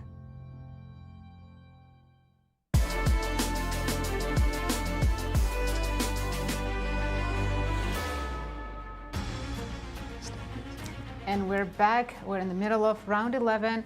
There's only one game that finished so far. It was a quick draw between Hikaru and Wei Yi, but the other games are still going. And of course, all eyes on Fabi's game against Sindarov, as well as Anish's game against Esipenko. Those are the two critical games for the standings. Things can become pretty intense today. If Javokhir loses, Anish wins. Only 1 point gap. I'm looking, and I'm getting more and more optimistic. I always thought it was a two-result game once the players achieved the ending we're about to see. But in my estimation, Fabi has achieved simply the best that he could, the maximum. First of all, he is a pawn up, that extra H-pawn. Okay, I wouldn't call that. But the most important feature of the position is he has a pass pawn, as does his opponent. But the difference is the pawn on c4 is so beautifully blockaded on the dark squares. That c4 pawn is absolutely going nowhere. Conversely, the pawn on a4, once it gets to a5, knight can come to b5, as you've been pointing out. By the way, we do have some moves. Rook d7. Javokhir is offering the rook trade. And during the break, we talked with to Var Akopian, and he told us if rooks come off, it's a draw. Javokhir clearly knows that, so Fabi needs to keep the rooks on the board. Rook c6.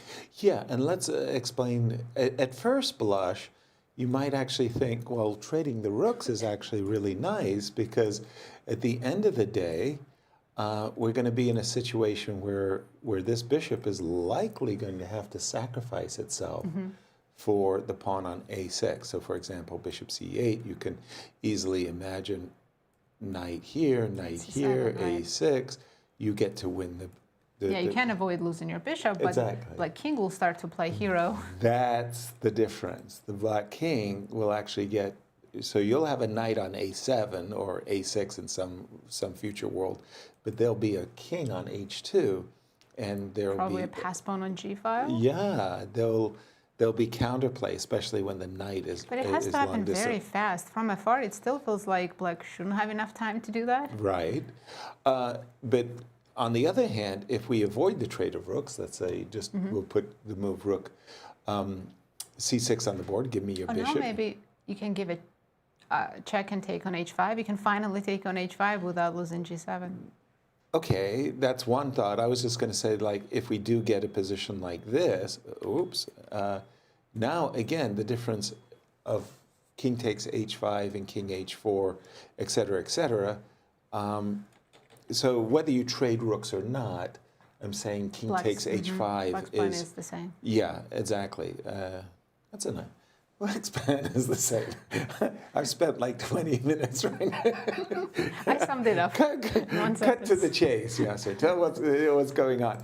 And Miro jumped right in on this one. Rook to d7. At first, I thought that Fabi had achieved the maximum, and now I'm having doubts that the maximum is good enough for a win. Yeah, it could be that even the maximum is not good enough after rook d7. You're absolutely right. Trading the rooks will probably lead to a draw, so rook c6 has to be preferred. However, here I'm not sure if I agree with your bishop f7. Okay. Because after a4, you will have to find rook a7 as well. It's not like it's impossible to find, but you know, the pawn, otherwise the pawn's running too fast. So a4, say if you were to take here, then a5, and then a6, knight b5 comes way too quickly. Gotcha. I thought like easier could be just to give a check, because now e4, bishop h3, all the pawns become targets, right? Like rook d3 is happening and so on. So the bishop f5, king c1 has to be played. And then this is where like you take, I guess, rook c4, and again some rook b7 or rook a7. In the essence, it's similar position to what we the one we looked at. Right. So white is a pawn up, but black has, well, his pawn structure compact, everything active, and again, it's not impossible the scenario going to be the same. At some point, you sacrifice the bishop for the a pawn, and you munch on the king side pawns in the meanwhile. Yeah. Yeah. All right, and we'll see. We'll keep an eye on this one, as again the two main stories of this round is Anish Giri and Moves in Andrey. Anish's game, and Ancient seems to prefer white now. It's no longer saying it's close to triple zeros. And I had a problem with Andrey's knight on d6. I actually thought that that's an ideal square for the black king. Andrey agreed with me by moving his knight from d6 to c4 to e5, forced the trade. And I tell you that there are echoes, Miro. You were mentioning white, that Vasil Ivanchuk had famously moved his rook off the c-file in order to avoid a trade of rooks. Well, check it out. He just played Anish, that is to say, just played the move rook on c1 to d1, keeping rooks on the board. And I remember Walter Sean Brown, a six-time champion of the United States, said, Yasser, if there's going to be a hanging, you got to have rope.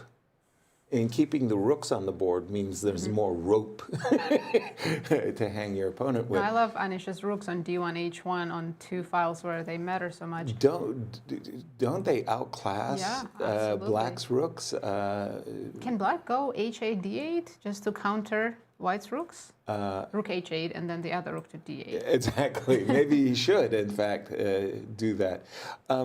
Again, I was mentioning that I really like the pawn on g4 because I would love to play for the move f4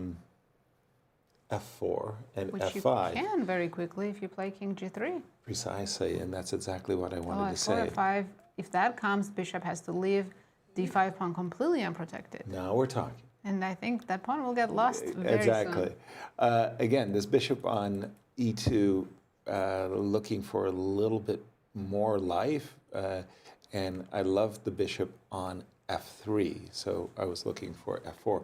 It's one of those positions where you do think, even if it's not a good choice, you do think about an end game like this one as well, because maybe this knight, on a good day, let's put it like that. Maybe, kind of sad we gave away our beautiful knight though. Yeah, I understand, but oh yeah, there's still a lot to play for. Bobby Fischer once against Tigran Petrosian, he had this fantastic knight on c5, and he gave it up for a passive bishop on d7, and then just easily won. And this is like one of those where the passive bishop on e6. There are examples like that. Yeah, exactly. You have to convince yourself that's the right thing to do. Precisely. So let's take a look at Anish's road ahead as if If he wins today, look Yeah. what he's facing. He has, out of 3 games after today, he'll have 2 blacks against Wei Yi and in the last round against Blue Baum. That's But tough. it's very tough, yes. And the critical game, of course, will be against Sindarov in round 13, where he'll have the white pieces. Yeah, as Miro was saying, the lead is very fragile despite what appears to be a fantastic lead by Sindarov. 8 out of 10. A fantastic lead. A loss today, and then that game round 13 becomes all important. Can you imagine having 8 out of 10 in candidates and then not winning the candidates? No, that It's unthinkable, right? That's like an epic fail of some sort. And but yet, it all can it takes happen. is Yeah, one bad game, and Exactly, and it so quickly turns. We haven't looked at the game of Prague nor the ladies for some time. Mira, I'm going to invite you to join this. What's caught your eye for round 11? Well, let's first and foremost, let's look at Prague's game as well, right? That's something that we've spoken about shortly, I think. Yeah, somewhere around here. Remember me talking about how Prague had a winning advantage and then let it slip. So knight d7, knight d7 were the moves. Exchange here, knight d5. And funny enough, even the computer wasn't sure what's going on. After queen e3, queen b4 was apparently the only move to keep the game going. Queen to e5, hg5, and then I am honestly surprised how deep Prague went into the position and found this b2, b3, which is like, okay, I mean, this move you either play in a second because it's, yeah, the pawn's hanging and you defend it, or you have a very attractive alternative, it would seem. Rook takes a7, and then we know Prague is an attacking player who tends to play complex positions, so one would think, yeah, okay, he would take on a7. After bishop b7, rook seems to be trapped, but then you have knight e2 and knight d4. And then if black was to take the rook, he actually loses to knight f5, f6, and queen e7. You cannot defend g7, right? Beautiful. And then amazingly, like up to this point, even computer was giving white an advantage, and then it realizes like you have to be kind of put your prophylactical thinking on, and then you go g6, stopping knight f5.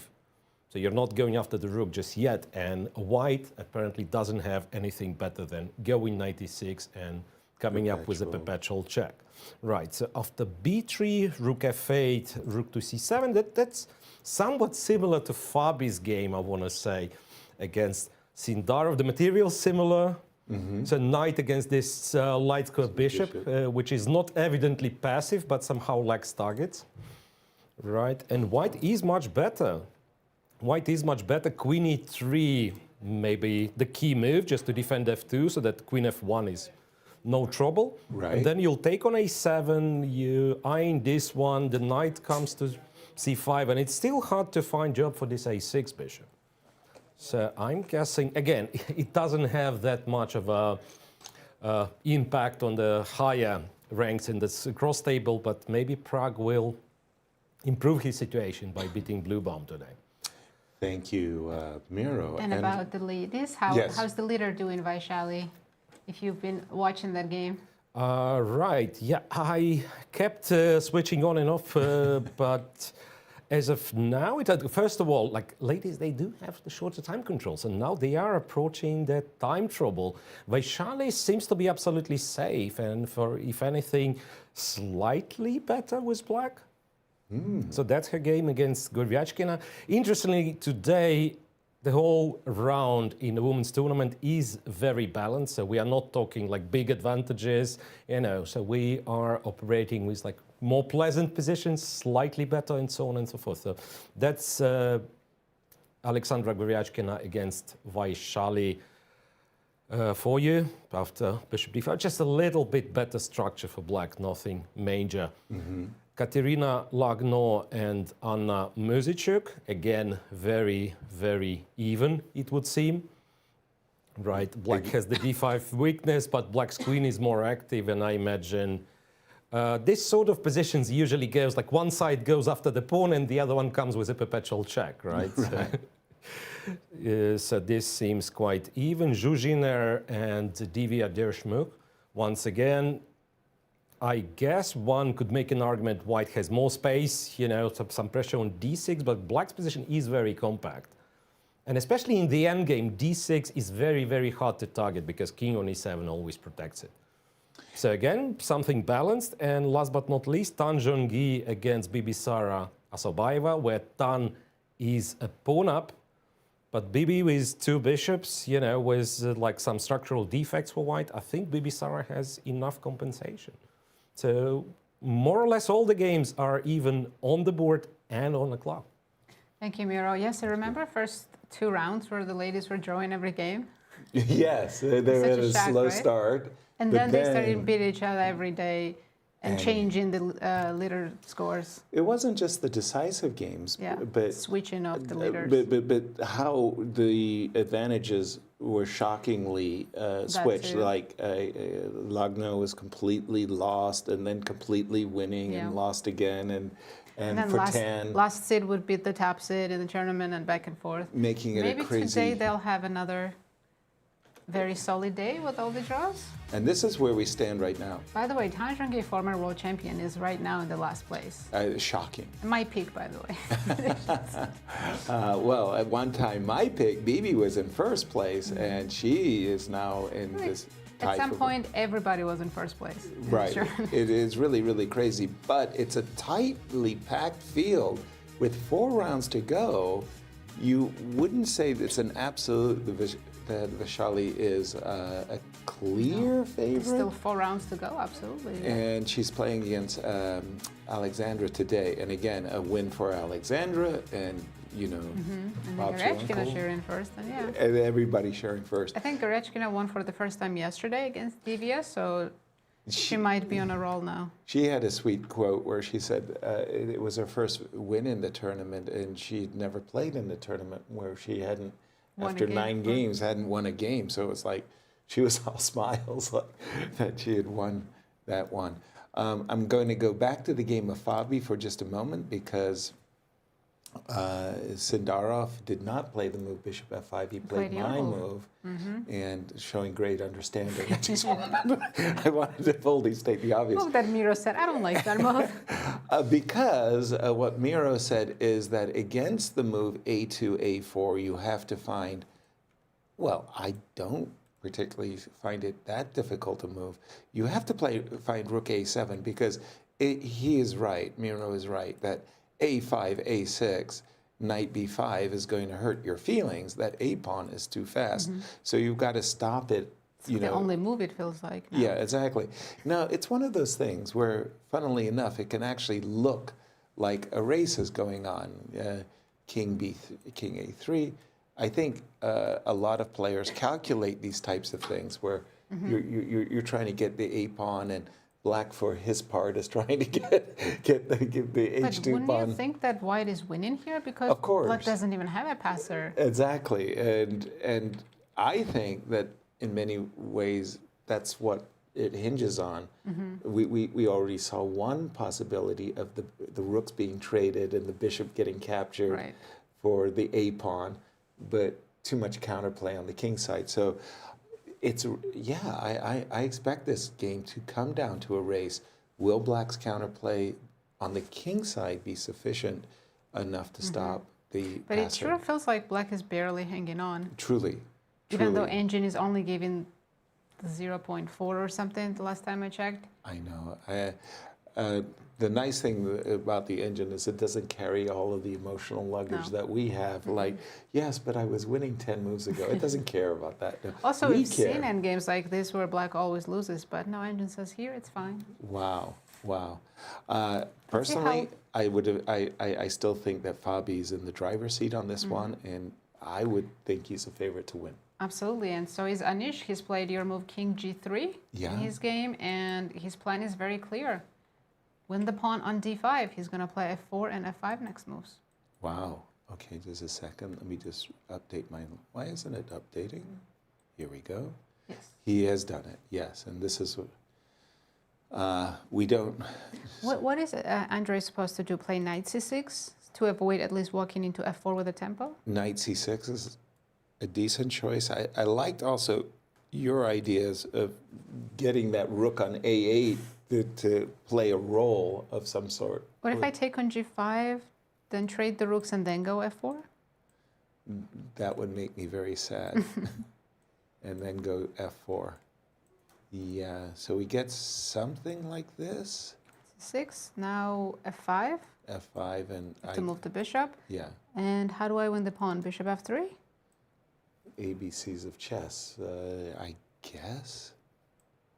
Still. Look at that Oh, bar. that bar Look at did that not bar. like my I think bishop move. takes d5 here in 96. Oh. Or something like that. Bishop takes. Oh, just move the knight. You're right. Takes and just I don't even have away. to go d6. Yeah. And oops, that's a skewer. So no. And Andrey is falling behind on the clock as well. 16 minutes for next 11 moves. And his position is difficult. He has a lot of problems to solve. He sure does. He sure does. No, my rook on a8 to g8 does not solve the issues. You suggested, sorry, the move knight c6, and that makes a lot of sense to me to avoid. Still play f4. Yeah. I'm not really avoiding anything. I just moved Well, you away, got out of the tempo, but at least. same thing is still coming in. By the way, he has played knight c6. Okay. I expect f4. I don't even see any other moves for white. Right. Maybe what Andrey needs to do is take on f4 and then go rook g8. Is that something? Rook, I don't know which rook to g8. So ideas of bishop g4 and h5. If you go f5, I'll take on d4 and win a pawn Yay. for a second. No, that would not be good from White's perspective. You know, I mentioned it a moment ago. I'm not adverse. You would think that Black would be very happy that I've captured the, but play a move or two. Let White play rook h1, e1, and f5, and maybe the that's game structure is over. fragile. You can easily see bad things happening here. I'm not saying that Anish is winning, but it's one of those positions he's going to be enjoy playing for a long, long, long time. If he to doesn't come. win this, then he really is giving up the chances to fight for the first, because this is the position he wanted to get Yeah. today. He has it. He has more time on the clock. He got everything he wanted. Right. Jump in, Miro. I mean, you know, we don't want to be hyperbole. We don't want to oversell the situation. But when your opponent's +6 and you're +2, you got to win. Yeah, you got to win. And if I'm not mistaken, that's second consecutive white for Anish. Right. So he had the chance right before the free day. He had a small chance of achieving something against Hikaru. He didn't take it. So now he definitely has a chance. If he doesn't take this one, you know, that's all. Everything's over. After rook c2 d1, rook h8 was played by Esipenko. And again, Engine wanted to go knight c6 immediately. But from human perspective, you know, takes here, it sure does look like an extra pawn to me. So he was supposed to sacrifice the pawn and fish for chances being pawned down, which I guess he has some. But still, are you comfortable going for something like this? Not at all. really. No. And then after rook h8, king g3, it is like super unpleasant. One of the lines I was looking at, knight c6, which by the way was played, right? f4, so your line, guys. Yes. A to g8. And then it seems like bishop g4, h5 is threatening, and so on. Rook h to e1, for whatever reason, is a very strong move the engine recommends. King to d6, h5, and this is something I found remarkable because f5, and I would think, yeah, like not black text with a check, and what are we playing for? But rook e5, check, king f3, and somehow you cannot really keep your pawns. And yeah, that's super problematic. Rook e takes d5, and rook takes f5, and I guess the king's running away. And those 4 rook endgames, it's really hard for me, let's say, not using the computer, it's very hard to say, like, which one is winning, which one's like a draw, doesn't matter how many pawns down you are, but it is certainly a chance. We've seen enough of them in this event. Oh, right. So there have been a lot of this type of endgames. Yeah. And typically they don't end well for a defending side. Exactly. We could almost write a book on the Yeah, endings Hikaru from had this 2 games candidates already by with himself. 4 One points. that he didn't win against Wei Yi, and another he beat Fabi in. Yeah. Yeah. I just have to share a quick story of Sam Shanklin. Sam Shanklin had come to the U.S. Championship. He's very, very proud, and justifiably so. He presented to many of the staff here at the St. Louis Chess Club his new magnus opus on the Rook and Pawn endgames. Look, guys, I spent like 4 years on this. I've, It's a great checked. book. It's a great Yeah. book. So he promptly plays in the U.S. Championship, where he has, like, I am not joking, like 5 Rook and Pawn endgames, where he achieves the minimum result possible from all of them. It was sort of like, I wanted to give him his book back at the end of the tournament. It's like, please, No, that's you've got to just- study yeah. the Rook and Pawn endgames. But that's just what Rook end games are, right? No matter how Exactly. much you study, They're once so it comes into challenging. practice, yeah. It's crazy. It's crazy good. So did Anish really He capture took on E6, E6? Yes. He likes that position, bishop versus the knight, that you're showing. Exactly. Again, it's one of those positions where optically it looks like black has achieved a great deal. He's no longer Fixed got the the isolated isolated pawn. queen pawn, but they're actually, the pawns themselves are, the Well, structure actually, is fragile. it's strange that Andrey is thinking here. Is he considering to take with the king? I don't think so. He might be away from the board because King e6 is that bad? No, it looks Yeah. it looks Just f4, right? awful on a different level of bad, Yeah, you have to take with the pawn and then defend those hanging central pawns. I'm trying to remember who said it, but there's this great quote that it goes like, king takes e6 doesn't even rise to the level of being wrong. That's great. It's so bad. I thought that was a very good quip. If we see that move now. Yeah, exactly. This move is so bad it doesn't even rise to the level of being wrong. F takes e6, f4. Miro, jump in. We're grooving to Anish's position, but Well, apparently it's defendable if we believe the machine after f4. In fact, what you have to do is do nothing. A to g8, A to f8, these are the moves computers playing and claiming, well, white's better, but black's holding. Bishop, I'm not sure what we do, bishop d3 or bishop f3. I remember you guys were looking at bishop f3 in similar positions. yeah, that was our choice. Then, yeah, I guess the engine will ask, like, what's your plan of making progress? And I'm thinking something that, okay, maybe the other way around, or something that I would consider, like, let's try to win a pawn, but apparently the computer's not bothered. Knight Right. e5, rook takes, and it says equal, despite white being a pawn up. So maybe it's holdable. Again, that's your kind of big point of decision, because f4, as we pointed out, was the move. Right. Knight e6, well, theoretically, knight c6 wins the pawn. It's just like it's not enough, right? By no means. Because theoretically, you do end up being up a pawn. But that's not the position you can hope to win in the candidates, right? So 3 versus 2. Right. So knight e6, I guess, stabilizes the advantage, or changes the character of the advantage. So now you are saying we have asymmetrical pawn structure, like pawns on a different wings, and I have the bishop, which supposedly is better than a knight. I guess that is what Anish trying to say.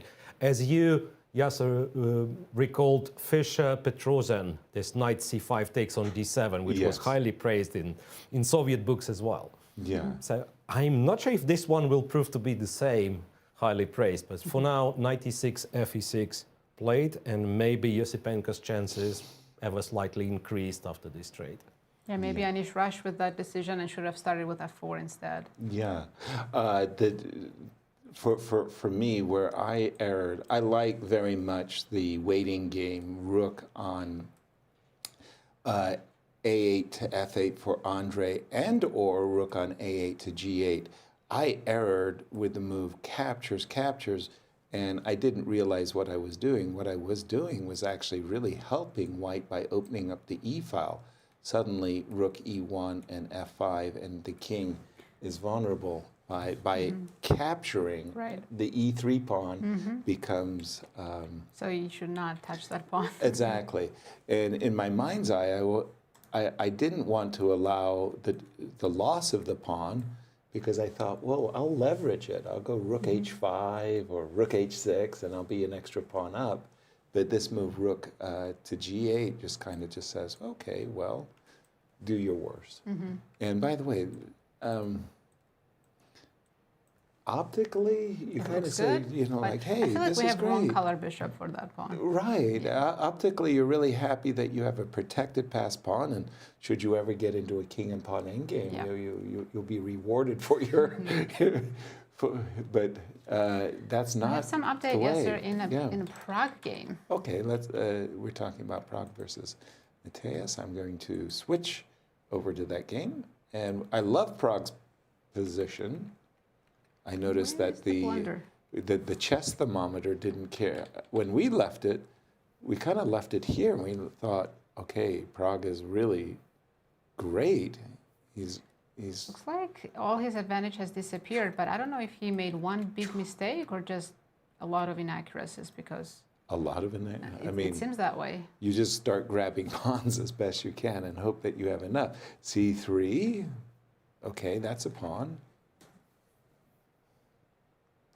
The knight is a little bit troubled, no? Okay, but don't we want to play c4? So we'll go knight b6. If you take my pawn on a2, well, c4. It seems like I have 3 pieces coming at your king. I should have something. Agreed. How is there nothing? Exactly. Why isn't this good for... well, the engine I can see from the barometer tells me that white's got nothing, like zeros. Yeah. It could be because queen c5 is a very annoying move, guys. Queen c5? Queen c5, yeah, and you'll have to trade the queens, it would seem, and with queen to e3. If only you could go queen d4 and force black to trade on d4, then you'd be winning, I guess, right? Queen d4, cd4, but there is queen d6 check followed by c5, so I was afraid that's of, the big problem. Yeah. Check here, king g1 or g3, whatever, and c5. Yeah. Oops. Right. Blunder city. So then that was, after queen c5, you have to go queen e3, then black can just like take, go rook b8, I guess. And rook b8. Okay, Yeah. that's an important move because white's just one move away from winning the game with c4 or maybe a4. I don't know. Rook to b8. No advantage here? well, Jeez. computer says no, but you know, I wouldn't be fully relaxed even after a line like rook a8, rook a8, knight a8, you know. Because if white has like a couple of more moves to consolidate, that being back to b6 and go c4, maybe white's winning again. So even this position is probably tempo-based, because there is one line which leads to an equal position, king f8, a4, bishop d3, b4. White actually starts running. Right. And then apparently you're not supposed to take, but to go king e7. Okay. I do not take any responsibility for the accuracy of these lines. Okay. That's all computer, but yeah, right you are. It's not yet that easy. And first of all, he has to find rook b8, because without rook b8, white is completely winning.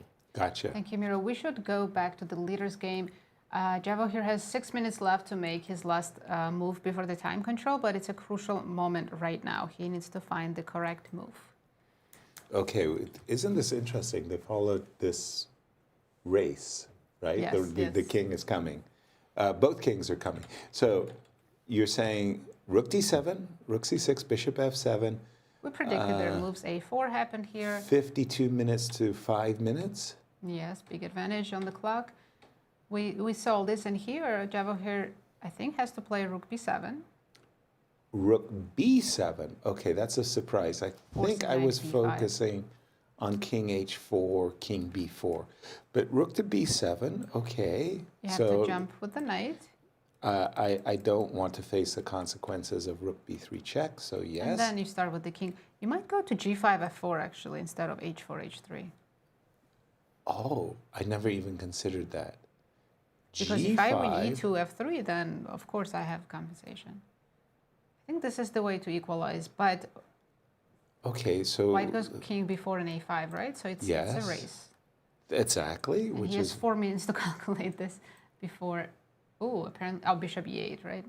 bishop e8, rook b6. Oh, Oh, rook you b5. take. There's c-pawn. C-pawn. You take, and now, oh, Wow. that's See nasty. that c-pawn that was doing nothing for the last 20 moves? It was Now it's winning the game. blockaded. It was blockaded, and now suddenly it's a girl. And then, by the way, your king is better placed than white's king. Oh, God, those are some nasty tactics that I have to be careful about. Guys, can I give you one more Please. line, which is funny? So you go your king g5, right? After knight b5, king g5. Oh, sorry. We start with rook b7. Yeah, rook to b7, only move to keep the balance. Yeah, king g5, knight b5. King Or g5. knight b5, king g5. Yes, rook Yes. c7. Try rook c7, you'll like. Okay. So takes. Now, how do you stop my a pawn? c3? You go king f4, a5, and you go king e3. Almost like in this Reti study. Oh, and now c3. And then c3. Now, welcome back. It's beautiful. By the Oh way, my Javokhir has found the only move, rook b7, on as his 40th, 40th move. move. Now, This guy's good. I know in our generation, we would say 40th move, wrong move. You know, like so many blunders happened on the 41 also is known to be a last blunder move, move. But last move for time control. We do have knight b5, yes. instantly. And by the way, king g5 to my mind, sorry. So much better now, right? But it was so Invisible. not, yeah, it totally It's invisible. because knight was on c3. Now that it's gone, it's more visible. Yeah, knight b5 quickly played, and again, white's idea is as easy as you can see. King to b4, you want to play a5, you want to play a6, you want to play rook b6. I don't even think there's a lot to choose from for Javokhir. So you think it's king g5? Unless he goes king h4, but it's now that we've seen it, it seems the right way to go with the ideas of king e3 and c3 winning the endgame. That's just crazy to me. King to g5. So again, this looks well. If I go knight to d6, I check you rook on b3 d3. check. Yeah, can I just see it? What's going on after knight to d6? Let's give it a check. And I have to go back, and not that And I'm I have to proud. move the bishop to d5. And I tickle your bishop, And I go back to e6. and now I'm wrong-footed. I can't play knight. The desirable knight And I don't takes. think you should let me play c3. I agree. I'm not getting at all what I want. Somehow the pawn on a4 we were expecting to start running, but it's kind of stopped. Well, it didn't run very far is the problem. I mean, it was good of us to get it running, but it never launched. There's one more try for white, guys, Please. which is rook to c5. Defend the knight and then move the a pawn. And get out of these tricks of bishop e8. Yeah. Okay, makes sense. And then once again, apparently black has perhaps only move king f4, Jeez. a5, and then king to e3. Yep. And then after a6, again, only move rook to b6, a7, a check, king b4, and once again, only move bishop to e8. Okay, that's very difficult. What? Bishop e8? Bishop e8, yeah, rook c8, bishop b5, queen takes, and I guess few things draw, but easiest is c3. c3. Oh, Easiest.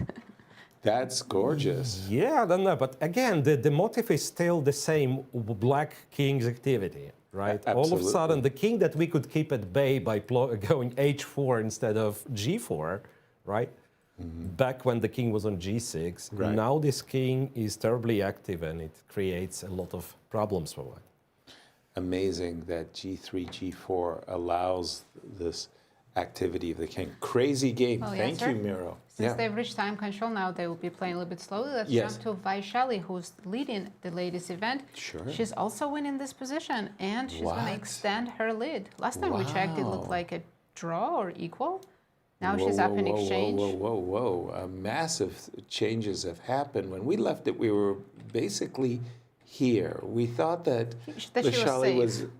yeah, safe, but even slightly better, that her pawn structure, black's pawn structure, was better than white's. But this apparently was a blunder. Her rook is getting trapped on e5. Oh, that's so unusual. Look Right at in the this. center of the board, white rook got trapped.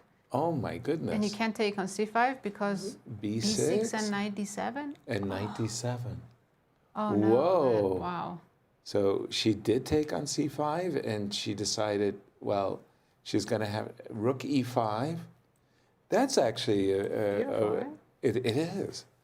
It's not a pattern I'm very familiar with, where the rook seemingly All has. white pieces are standing well. Why are we losing a rook? We're losing a rook indeed. Oh my goodness.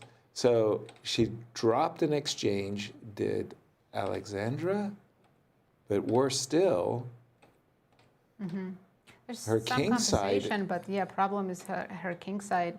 On the queen side, at least she has 2 pawns, but I don't think she can even keep those 2 pawns anymore. So this is a very easy win now. well, for Vaishali, this is a huge step in her campaign to become challenger, because she just takes down one of her rivals and imagine- increases her lead. It's of course early to say, but let's say Vaishali wins this. If Prague would win, then sister and brother would both be challengers. Would make history. That would be, yeah, that would be epic. I mean, they would be telling, And they've they'd be also reached writing time control in this myths. Myths Yeah. would sprout. An entire country of India would be celebrating. Truly that. If we jump back to Javokhir's game, Let's do it. he played king g5. He's playing this endgame. No kidding. Absolutely the best moves. We had a chart about endgame accuracy, Right. and it was something crazy. Prague was at 100%, I remember. Right. And Javokhir was also up there, Hikaru but- was at dead last because he didn't win one game against Wei Yi. King g5.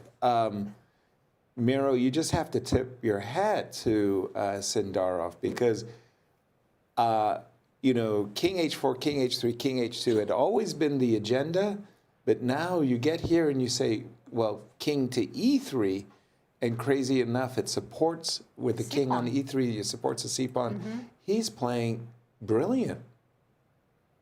Well, he absolutely does. And now we've tried all 3 logical attempts for Fabi. Yeah, we tried king b4 followed by f5. We tried rook c7 trading the rooks. We tried rook c5, and nothing seems to work. So I'm no longer sure if Fabi will find yet another way of, you know, putting pressure on Sindarov, because since he found this king g5 thing, everything seems straightforward, dare I say. So once again, let me check my line with rook c5. And Miro, engine evaluation, is it zeros right now, or does white still After have king it? g5, yes. It's Wow. zeros, it's equal. So rook c5, the one that we thought was a hard to find line. Rook to c5, king f4, a5. King f4, king e3 look very logical, right? Right. a6, so here you have to go rook b6. Not sure if it's, how hard is that? Yeah, rook b6. Kind of rook behind the passed pawn, logical if you will. And bishop e8.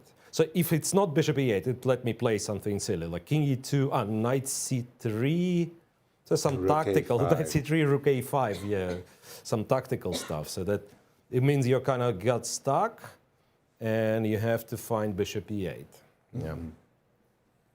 Well, bishop e8, I guess he will find if they reach this position. So for now, really very good defense by Sindarov. Scary position.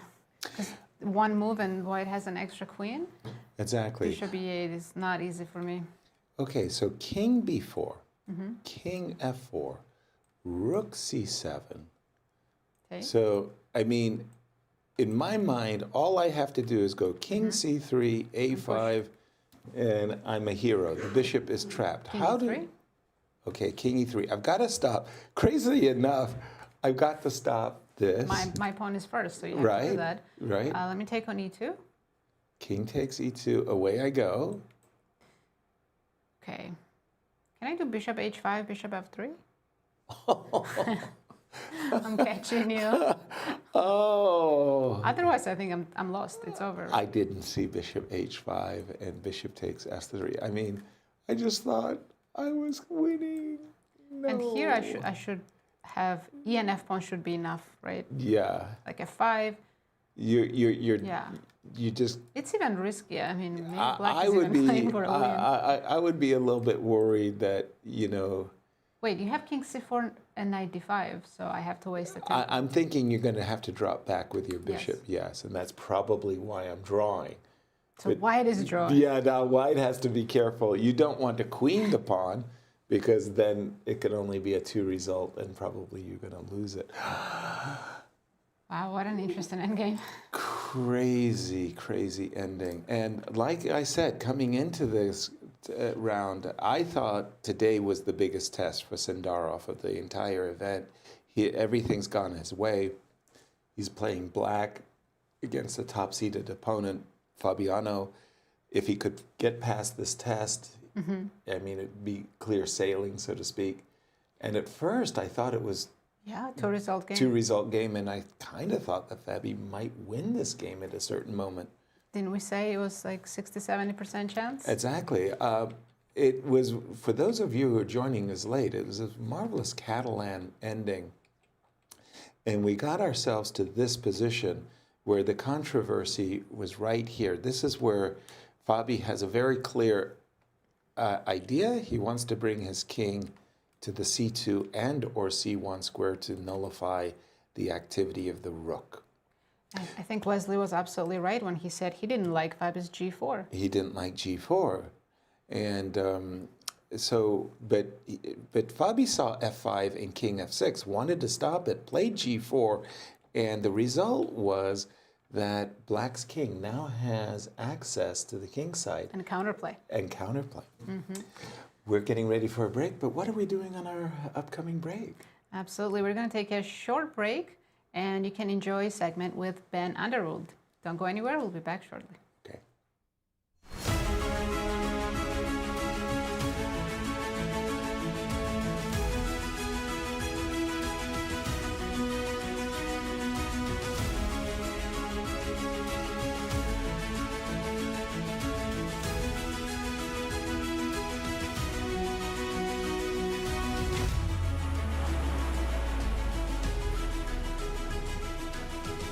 Hello everybody and welcome back to your 2026 candidates coverage. My name is Ben Underwood, statistician for the St. Louis Chess Club. We're going to be hanging out talking about some statistics about these players, looking at a few of the brilliance and blunders in the past games, and we're especially going to look at this generational run by Sindarov. So don't go anywhere, we're going to get started. But before we do anything, we have to go to the puzzle of the day.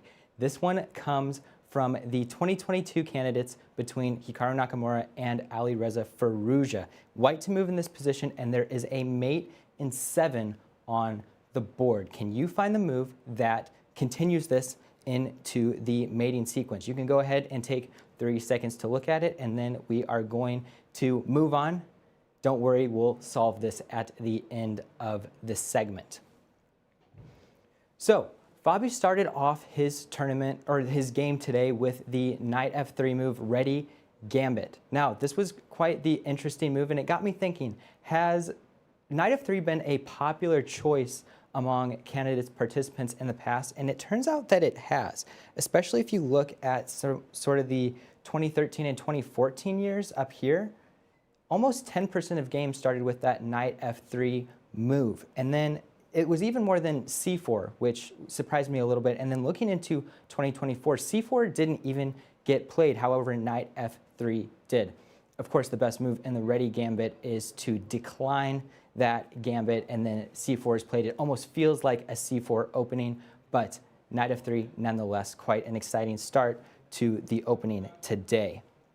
Now, I wanted to look into the expected score in the second half for a few of these players. I had Caruana at the top here with 3.93, Sindarov at 3.62, so a little bit less, but who are the players that are outperforming their expectations in the second half? Well, that would be Giri and Sindarov. Giri, of course, with 2.5 out of 3, and Sindarov with 2. And especially looking at Giri's game, it is possible he goes to 3.5. Now, no player has ever gone +4 after round 7 in the modern candidates. However, Anish has quite the chance right now. Sindarov, if he draws out the rest of this second half, he will already beat his expectation. And I was talking about in the earlier rounds that I thought Caruana would at least need a 4.93, a point ahead of his expectation to have a clear shot at winning the tournament. Well, it is impossible for him to reach that right now, starting only 0.5 out of 3 in this second half. Now, he's not mathematically out of it. Still, plenty can happen in these last 4 rounds, but to have that comfortable shot, he needed at least a 4.93, maybe 5 or above in the second half to catch Sindarov. Speaking of Sindarov, let's look at his live rating progression in the candidates so far. Now, he started off the tournament with 27.45, and then by round 7, shot 25 points up to 27.70. After a few draws that slightly dropped him, he's up to 27.73.8 now. Now, with a few other wins, he could easily catch his countryman and even surpass him for the number 4 ranked rating spot in the entire world. And depending on how Caruana and Nakamura finish this tournament, number 2 is possible for him. Let's look at the performance ratings of this tournament so far. Sindarov crushing at 29.79 now. The record in the modern candidates is Nepo in 2022, where he performed at 29.03. So if Sindarov draws the rest of the games, I believe he'll easily crush that Nepo record. Right now at 29.79, it's looking very likely. Giri also crazy good performance rating, especially for a second place player who's that far behind the leader at 28.31. This would also rank highly in the top performances in the modern candidates so far. We're going to take a look at Caruana. Hopefully he can win a few games, maybe get this performance rating higher, and even gain a few rating points before the end of the tournament. So now let's take a look at the total tournament blunders. Now, I was thinking before the tournament, are we going to get to 50 total tournament blunders? And right now it's looking very likely, especially as these games start to get more decisive in the second half. Maybe players make a last chance run at the top spot to try to catch Sindarov. But 41 right now, already a big number. We'll have to see if we can cross that 50 mark by round 14. But we did have a significant blunder in round 10 and a very exciting one to share with you all. Prague on move 22 with a 50% drop in his expected score, but the continuation to it is truly fascinating. Let's take a look. Bishop to d7. Why is that a blunder? Well, the continuation loses that same bishop after a series of moves. What are those moves? Well, after rook to f7, you must trade. So queen takes, and then king over here back on f7. And then after the queen checks on f4, you've got a double attack here with the king and the rook. So go ahead and protect that rook over here. Check again. You must move to h7. Keep protecting that rook. And then after the queen checks on e7, you're dropping that bishop completely. An exciting continuation. Exciting that Sindarov saw it so quickly and was able to play that series of moves, winning Prague's bishop. Now let's take a look at the average middle game accuracy per year in the candidates. Starting off in 2013, you're looking at around 65.6% accuracy. And this isn't pure accuracy, this is also just the best moves found in the middle game. So how often do you find the best move, or at least a move that is extremely similar to the best move, that it doesn't change the evaluation at all?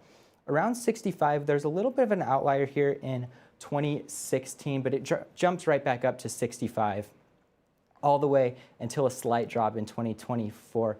But what would we be after round 10 in the current 2026 candidates? Well, I am excited to announce that it is all the way up to 71%. It would be off the graph. Now, why is that? I actually have no idea.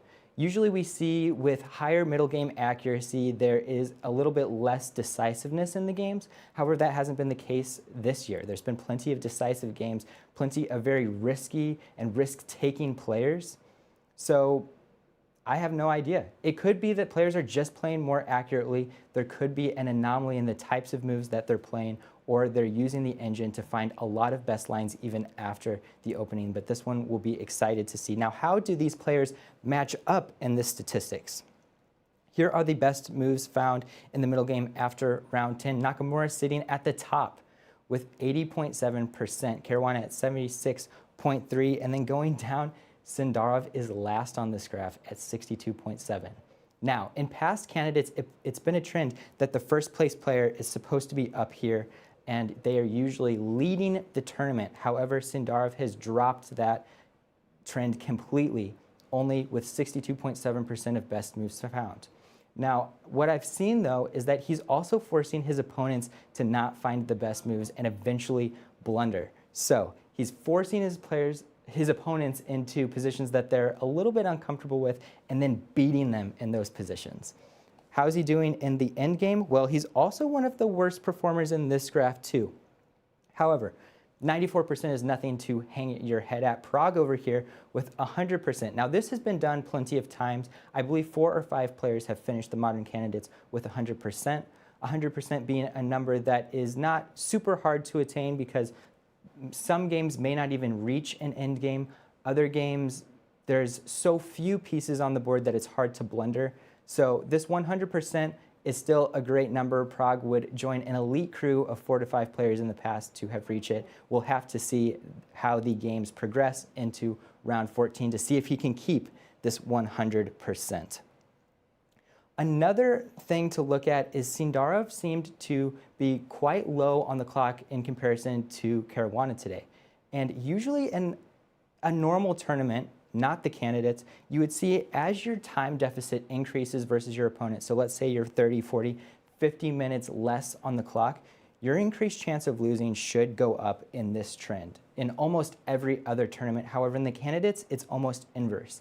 This has been something I've been looking at, and I think it has a lot to do with the 2-hour time allotment for the first 40 moves, and then the time rush towards move 40, which is really starting to bring some blunders and then losses later into the game. But this is quite the interesting inverse of trend to what we typically see. It's also looking like the position between Fabi and Sindarov might be equalizing a little bit. So this time deficit did not seem to affect him that much. Now, we are back to the puzzle. Go ahead and take 5 more seconds to look at this one. What is the correct move? It is rook to G3. You must take. After takes, you reach this position. You cannot do anything. This is a real threat of mate. Go ahead and throw your pieces, trying to check the king and get out of it, but this mate on G7 is always going to be a threat. Thank you all for hanging out. If you have any questions about the statistics, go ahead and throw them in the chat. I'm going to be talking about them, studying them throughout the entire candidates tournament. But for now, we're going to throw it back to the studio with Yasser, Nazi, and Miro for your continued candidates coverage.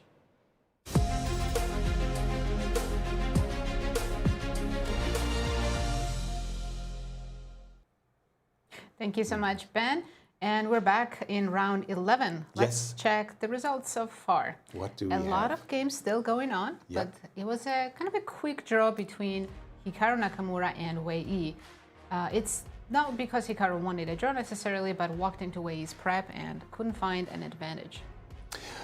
2 huge games going on.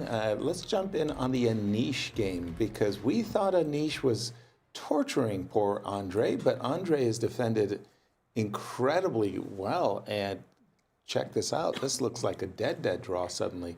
2 pawns each. Completely. And totally simplified. And the past time control because they were both in time trouble, but that's no longer the case. There's absolutely nothing to play for here. No, I see a draw is an inevitable outcome. Not good news for Anish, but Sindarov, I'm sure, is happy right now. He feels a little bit pressure come off. Yes, because once again, I mean, Sindarov is just scorching the field with a +6 score. You wouldn't expect many pursuers. In fact, He has one pursuer, Anish Giri, at +2, and that's it. And if Anish does not win this game with the white pieces, then I mean, he absolutely needed a it's win clear today. sailing for Sindarov.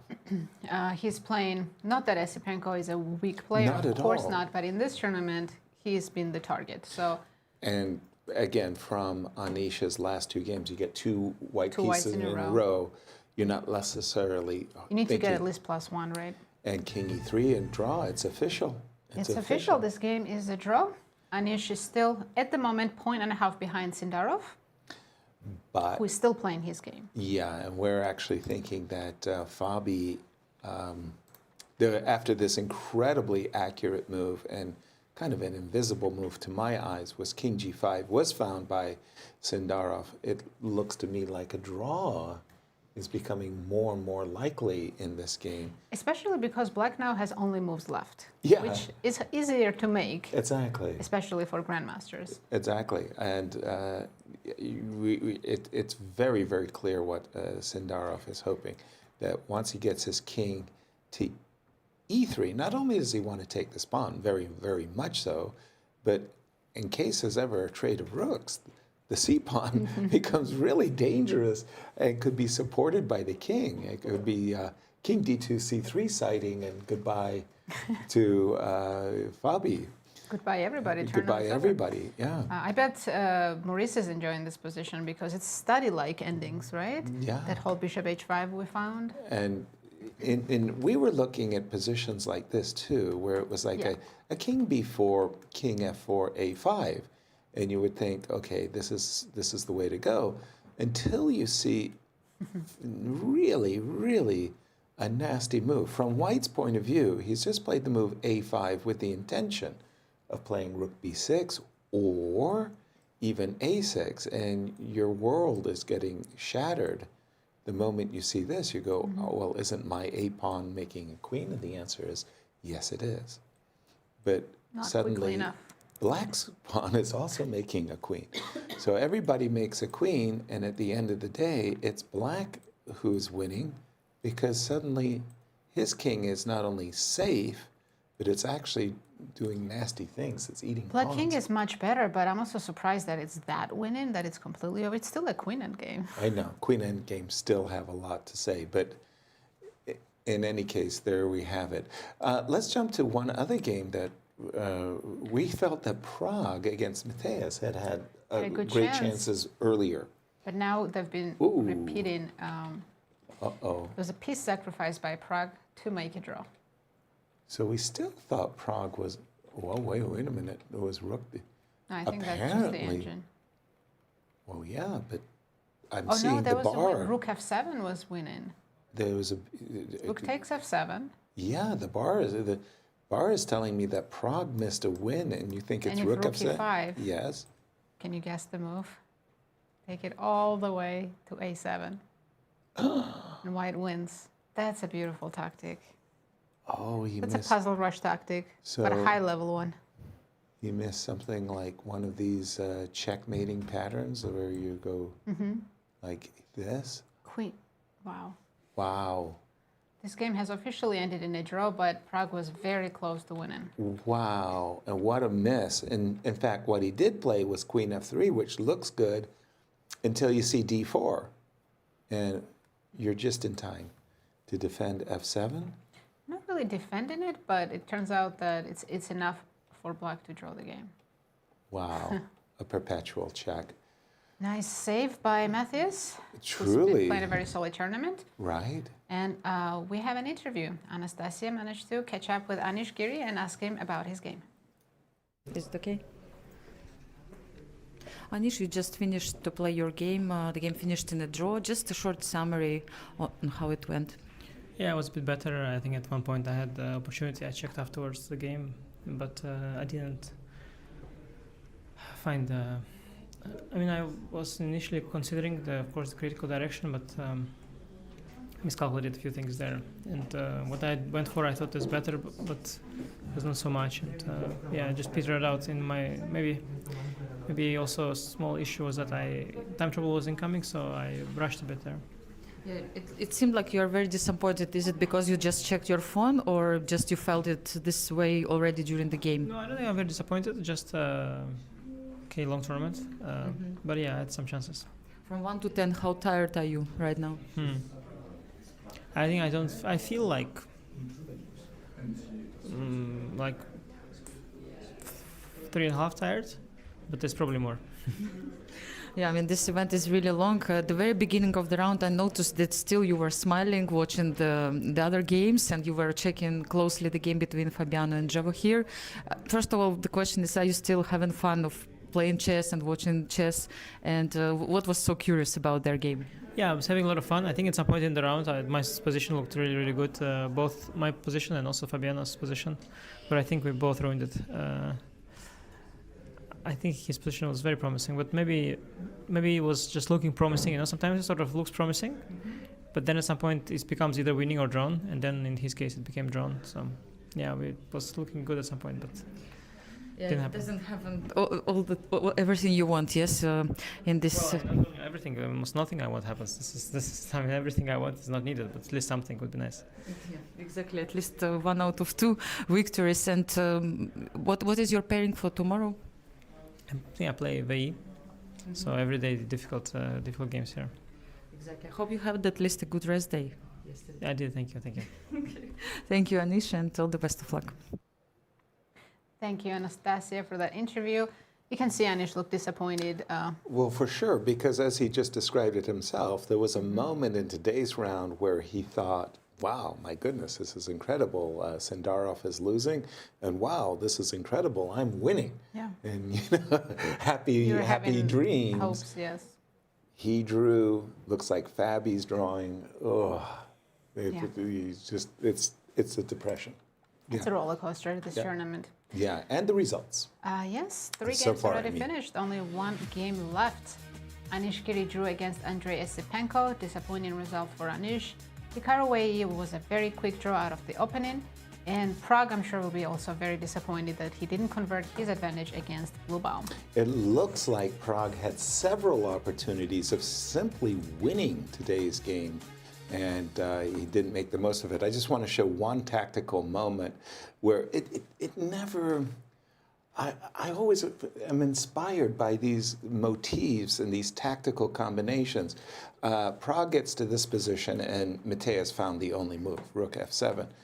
And as an amateur player, you know, you're black, you're a piece up. You're a whole piece up. You want to win. And you see this king on h2, so you think in your mind's eye, I will play the move queen b8, right, forcing the trade of queens. I got this. Looks great. It's great. I win. Until you see the move rook g7, and it's the cold shower treatment, because after the only move, king h8, white puts his rook on the same diagonal, blocks the diagonal, and the result is that the queen is no longer pinned to the king. Thanks for showing us this. I know, it's just great. so, these tactical motifs are great. So that game ended in a draw. I'm going to pick up the action of Fabi, but I want to send it over. Nothing? No Actually, moves? okay, I'm just realizing Fabi doesn't have less time. He just, you know how you have to have low time to get extra 30 minutes? I think he just never got the extra 30 minutes. And he's supposed to have 55, because until move 40, he had 55 minutes. Okay. They're on move 41. It's not like he took an hour. So I think he's still ahead on the clock. He just hasn't received extra 30 minutes. Is that true? No, I think he has received the extra. Jump in on Miro. I think Fabi's behind on the clock for the first time in his game with Sindarov. Have we got this wrong? I was watching when Sindarov got 35 minutes. Fabi's time did not change. So you're saying this is move 41? Oh my... No, wait a minute. Okay, so the moment you make your 40th move, you get the time. He didn't get it. But he's made move 41. I think, I don't know what the problem is, but he had 50 minutes against 5 minutes before move 40. Okay. And now he's been thinking for about 20 minutes or so, which shows, but where is the extra 30 minutes? It's gone, because he hasn't moved. After king g5, he went into a think tank. And this is it. This is the current position, right? So he's been thinking, has Fabi been thinking for 20, 30 minutes? Yes, and he already had the 50 minutes. He didn't get the additional 30 to get hour and 10. Is what I'm saying. No, wrong. So, Okay, my opinion is wrong. I cannot really count, but what I see, 22 minutes was spent on knight b5. I don't know if you believe that.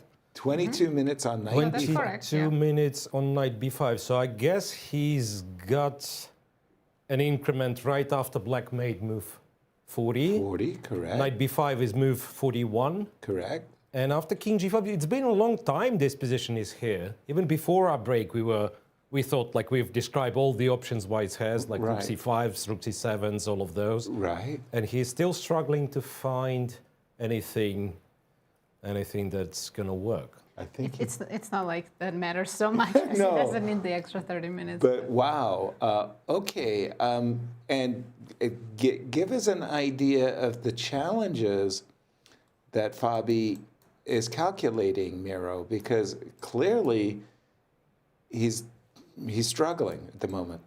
Right, so I think king b4, king f4, rook c7 was one line that we were looking at, Yes, it right? was. Where trade, and king e3. Well, actually, we looked at it a bit differently, but it's the same type of thing. So now a5, king d2 would be the line that we had. Here, white does have an extra option of going king c3, though, so that at least the c pawn's not running too far. Right. But now, yeah, that's quite natural. You take that one, a5, and you're going bishop h5, That rocked my and you're world, bishop taking on h5. f3. That's not the end, though. Yes, king c4, threatening knight d5. d5, king f2, and now if you were to go knight d5, bishop e2. Yes. Okay. For a second, I was scared, like what's going on. Yeah. So a7, and then black gets the square on b7. Right. Yeah. Wow. So it is still a draw. White cannot really lose, but so the argument why it's better situation for Sindarov, even though he's still on the defensive and he's the one who has to find only moves, is that's I'd say this man's chess, like having sharp positions where you have to calculate long lines. So for him, much worse. The situation was much worse when he had to, defend without a plan, just keep the position and make some moves which do not make much sense, so to speak. So now if it's a sharp line, if he has to calculate, I think he's capable of finding all those. So king b4, and the other line was rook to c5. Right. Yeah, the other line was rook to c5, where black still goes king f4, here, a6, and rook to b6. Rook b6, I think, if you find rook b6, you should be able to find everything else. Because now check king b4, and rook c8 is such a threat, right? So that you have to react to that one. Bishop e8, and then after rook c8, you take on b5. You showed a very beautiful line if you continue queen. Yeah, a8. Yeah. Yes, rook takes, rook takes. And now I wonder, I guess it's probably easier just to keep the bishop, and somehow Compi also says it's a draw, but c3 is of course a lovely, lovely move. Exactly. King to b5, c2, rook c8, king d2, and it's actually, white would lose. I thought white just goes check and goes back, but white would lose in this case. So you go here, and you go back, king d2, check. How does white lose? But now computer says white's lost. King c3, king b2? Ah, right. Yeah. You just go king c3, right you are. King b2, and black is a pawn up. Oops. So here, I mean, this probably won't ever happen, but here white has to go e4, and then, yeah, c1 takes, and some opposition. I believe, I trust engines when it comes to pawn endgames. Easy for them to calculate.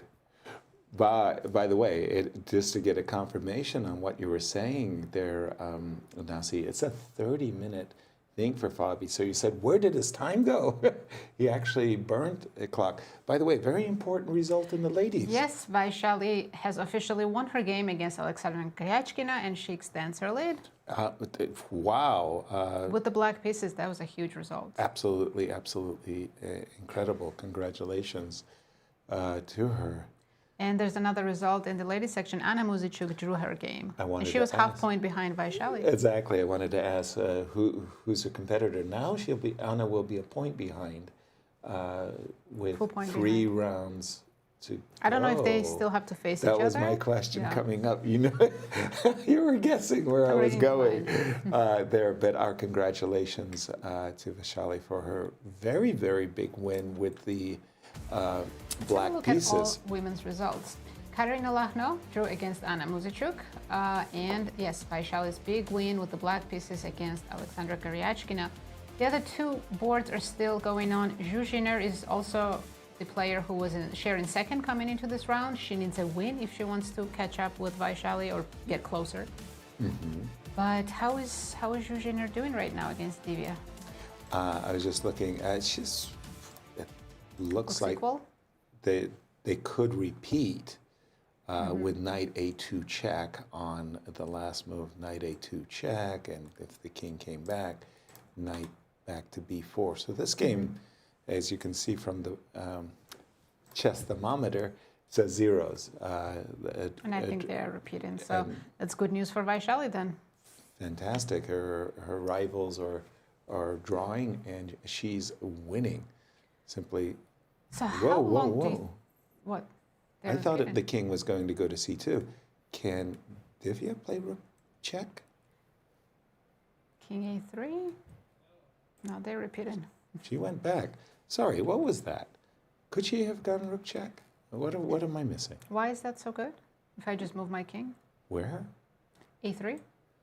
You're not walking into some nasty But you're also allowing me knight c4? I'm expecting. I've not made it. I'm expecting some puzzle rush like checkmate, but you're right. Check, check. I'm happy to go all the way to c5. And the nice part about knight c4. Let's be clear. I was pawn hunting, and after king c5, I'm not taking your pawn, and frankly, the king is much stronger on c5 than it was on b2. Which is why she did not play the move rook d2. She did play knight b4. Maybe a draw is agreed. It's officially a draw? Yeah. So two players who were chasing Vaishali drew their games while Vaishali won her game, extending her lead. Looking good right now for her. Chess is such a simple game. 3 rounds to go. Exactly. Yasser, how long do you think Fabiano is going to keep thinking? He's down to 16 minutes now. Whoa, and that's incredible because this is one of the very few, if maybe the only game that Sindarov was actually behind on time the whole game, and sometimes very, very significantly so. This is not the current position? No, I'm just going to refresh the board. I apologize. That was from our analysis. And literally, since the time control was reached, it's been like a long think for knight b5 and a very long think for this next move. And you can see that the time is now 30 to 16, something that Sindarov has been benefiting from throughout the whole competition. His opponents are not only getting into time trouble, but he's being rewarded by their mistakes once they do get into that critical phase. So Sindarov's back in his rhythm rate. He's ahead on the clock. Exactly, and it's all going swimmingly well for him. We have been looking at rook c5. I do understand why Fab is spending so much time. So many concrete lines, starting with rook c7. Yes. King b4, rook c5. 3 lines that, and he doesn't know the evaluation. He might be thinking one of these lines is completely winning. Yeah. He has to figure out which one. Well, let's be clear. If we go back to this moment, in his mind's eye, I'm sure Fabi exactly at this moment felt that he is close to winning. He has achieved what he wanted, his maximum, as we put it, described it. His king is on c2, protecting the files. He's got a runaway criminal, as Nimzovich would say, a4, a5. So in his mind's eye, all he's got to do is just calmly win the game. So he gets here, and he's calculating king h4. Right. And maybe he's calculated a win. He gets here, and his opponent plays king g5. And he goes, oh, that's a really, really, really good move, because the king is going to be much better on the e3 square than it. What would it be doing on h2? Nothing. Absolutely nothing. But on the e3 square, now Fabi is taken aback He because probably wishes he could play e3 here and not let the king come, but downside is that bishop d5 and you lose the f3 pawn. yeah, e3 to stop that. So that might be another one he's calculating. Might be. Should he play e3 or not? But one of the things that he's absolutely stunned by is the desirable king b4 a5 is met by losing. rook takes b5, which we have seen. So then you think, okay, for me to play a5, I have to protect the knight. Maybe I should protect the knight Right a away. different way. Maybe I Fabi should- can't beat Hikaru's record. How much time, the maximum time spent on one move. Hikaru took 67 minutes against Sindarov on one move, That's remarkable. and it was a bad move. And it was a bad move. And so Fabi is He played chasing. rook c5. Yeah, he's chasing this calculation with rook c5. I'm sure Sindarov's going to blitz out king f4 because his moves are Easy. very clear. Yeah, What else would you even consider here? nothing. And especially after king g5 was played. Is bishop e8 a move? I would. Just realize, because if you go knight d6, I have rook b3 check. Yeah, but I would think that just king b4 followed by rook takes Yeah, that just doesn't make too c4. much sense. So king f4 should be the only move. Only move. And by the way, 14 minutes when Fabi did play finally his That's what I move. mean. It was 15 minutes. It wasn't 35 minutes. Either we're getting an error in transmission and his clock says 44 minutes because he should have extra 30 minutes on the clock. There's something wrong with the clock. Transmissions, okay. King f4, what else are you going to do? The whole idea, the purpose behind rook c5 was to protect the knight in order to play a5. King comes to e3. Well, now that you've pushed your pawn, let's push it all the way. Rook here. All of these moves what are about very... knight c7 instead of a7? Okay, Because I want let's to have a play look. a7 and promote. In the past, we've been playing rook b3 check.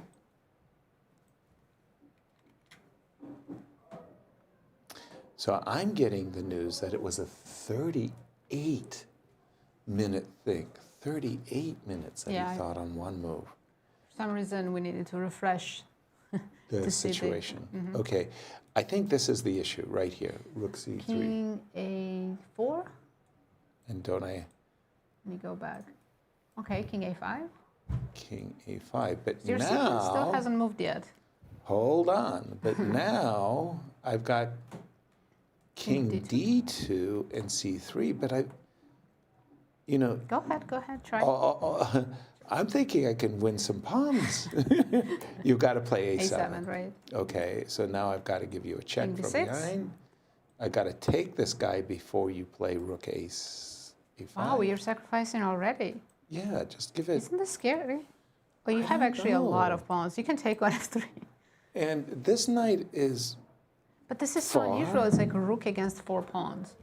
I remember a U.S. championship Yeah. between Irina Krush and Alice Lee, where Alice was like sacrificing a rook and let's go. It was pretty funny.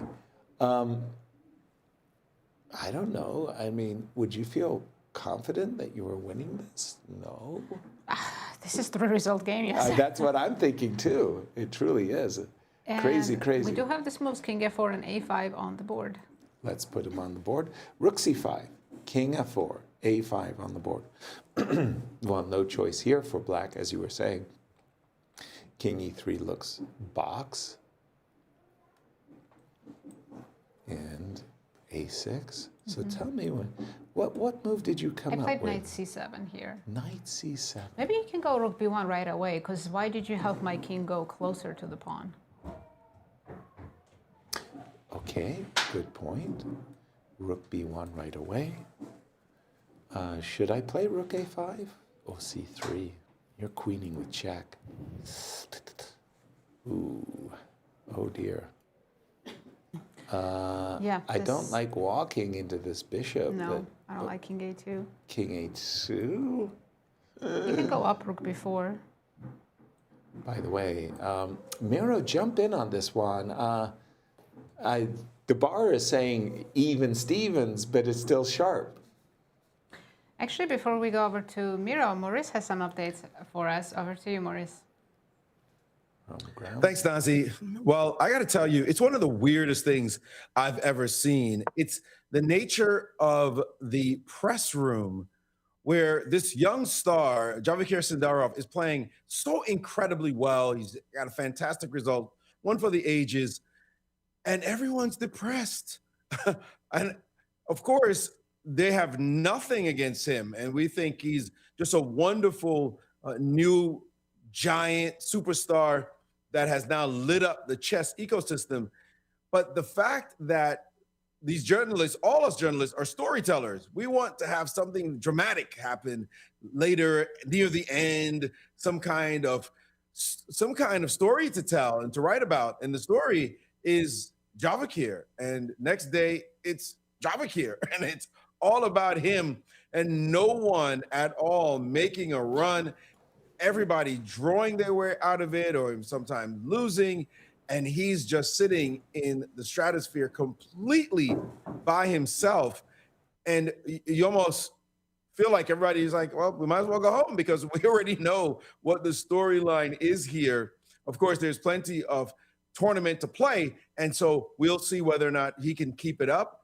But he's starting to get to the mathematical numbers now. Who's completely eliminated from contention? Is anybody really even capable of chasing him with the points that they need? There's a wishful thinking for Anish.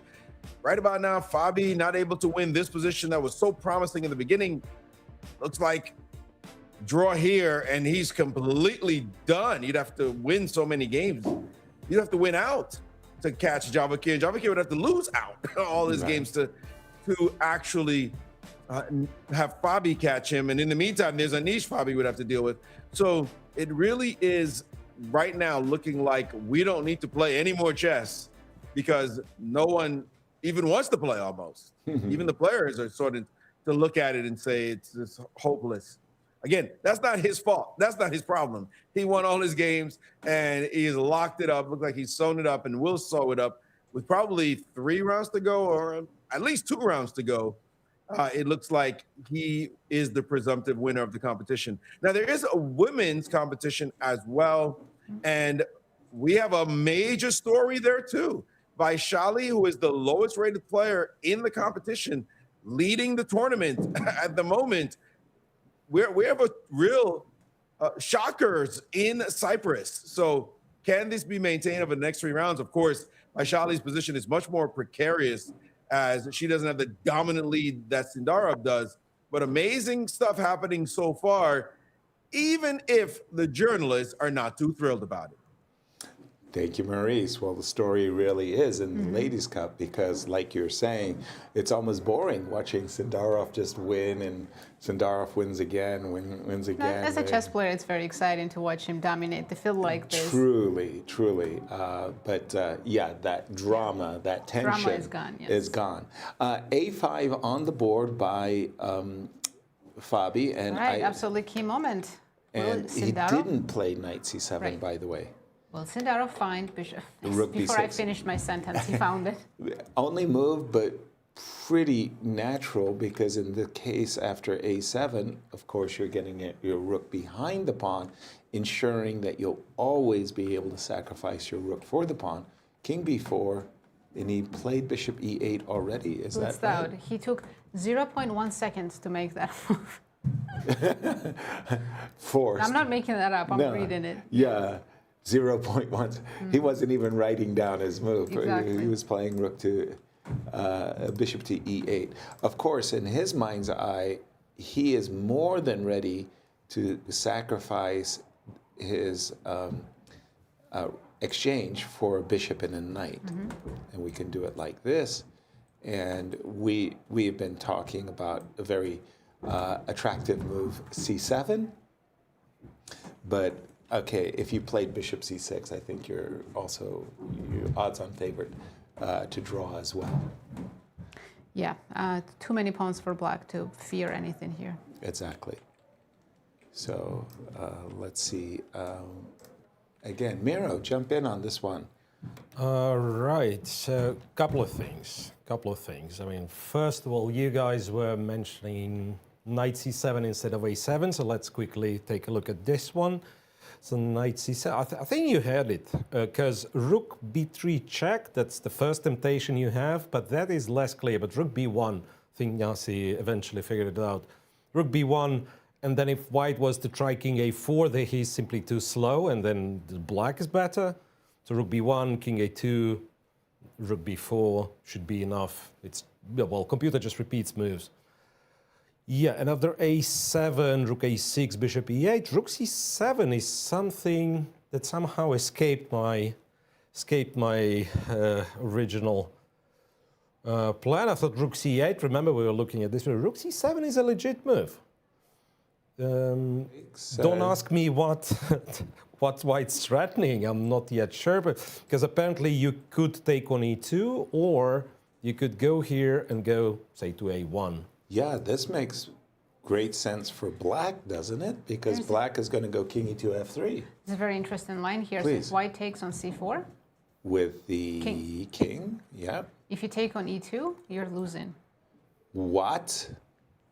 Sindarov can easily fall into this trap. King b3 is winning. That is classical. b3?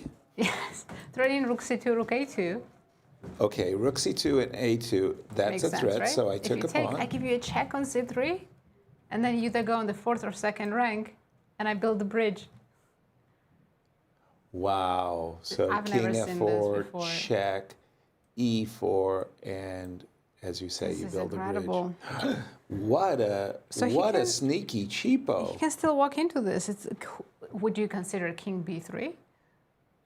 No. No, absolutely not. No, I would be taking the pawn on e2 with like 4 hands.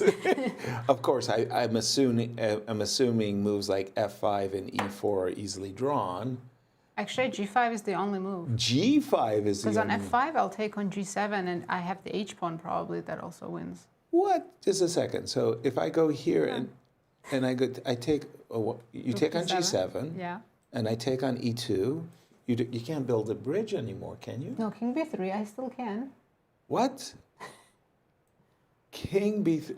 What? Make move. And now h4. King b2 first, king b2 first.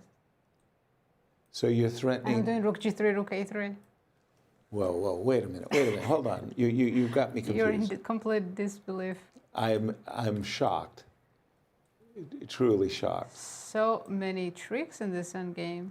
Wow, and you have to sack your rook for a7 pawn, and I still have the h pawn alive. Exactly. So I mean, I can push my pawns, but they don't run fast enough. I would say Fabi still has a good chance. Amazing. This is the line. Black has to find only moves like including g5. I'm shocked. So rook c7. This has escaped our attention, Miro. Right. I mean, this is a legit attempt by Fabi to still win the game. And for Sindarov, he's got to find some pretty difficult moves here. Okay, so what if we don't take on b5? Because king e2 might still be playable. Yeah, let's try that one. So king e2. Wait, knight d6? You have bishop c6. Wait, knight d6? Knight d6, we got bishop h5. That was a Still works, yeah. A crypt from grabbing from the crypt. Okay, so let's take rook g7 instead. Rook g7, king to f3. Wait a minute. What is this pawn? Rook a3. You guys are capturing a pawn that's meaningless. What the heck is the g7? Coming to a3. You have to take on f3 next move, right? King takes f3, rook g3, and you go to, I guess, f4. Yeah, f4 is and on rook a3? Rook a3, you trade? And you go bishop c6? Oh, bishop c6 exists. Yeah, and we go back to this, Yeah. like bishop gets sacrificed for the a pawn, and you eliminate the last remaining pawn. And it could Guys, be that this this is an- line is easier than the rook endgame, because rook endgame really is tricky. That king b3 idea. Wow. Wow. Stunning. Rook c7. And I would have thought, no, seriously. I mean, I'm just like The stunned. both lines we just looked at are absolutely crazy. How is that?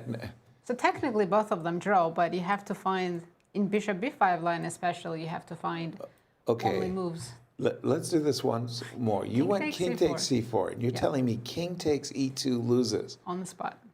That is just so This is wild. a beautiful study. How could, and g5 is the only move. So the idea is you're taking this pawn, you're giving yourself a passer, but more importantly, you're getting rook g3 and rook a3. But the crazy one is this. I'm building a bridge. Well, Javokhir is smart. He did not take on b5 to not allow any of this. He took on Wow. e2 right away. He captured, Miro jump in. Maybe he can- instinctively avoided No, all king this trouble. e2, king e2, all good. You mentioned king e2 as maybe a better alternative. He played it. Yes, he did, and then I'm just looking like, so the best, apparently best by computer standards, is rook takes g7, and the line that we were looking at. So let me once again Rook takes go through it. G7. Yes, king takes, rook g3. Now king f2 loses. Don't ask me why. King but I F2 guess yeah, king loses? f2 loses because same rook a3, and if you take on a3, it's knight a3, and then the h4 pawn, h-pawn runs. h4. Yes, and black cannot stop two pawns at the same time. But we were not playing king f2, we were going king f4. Right.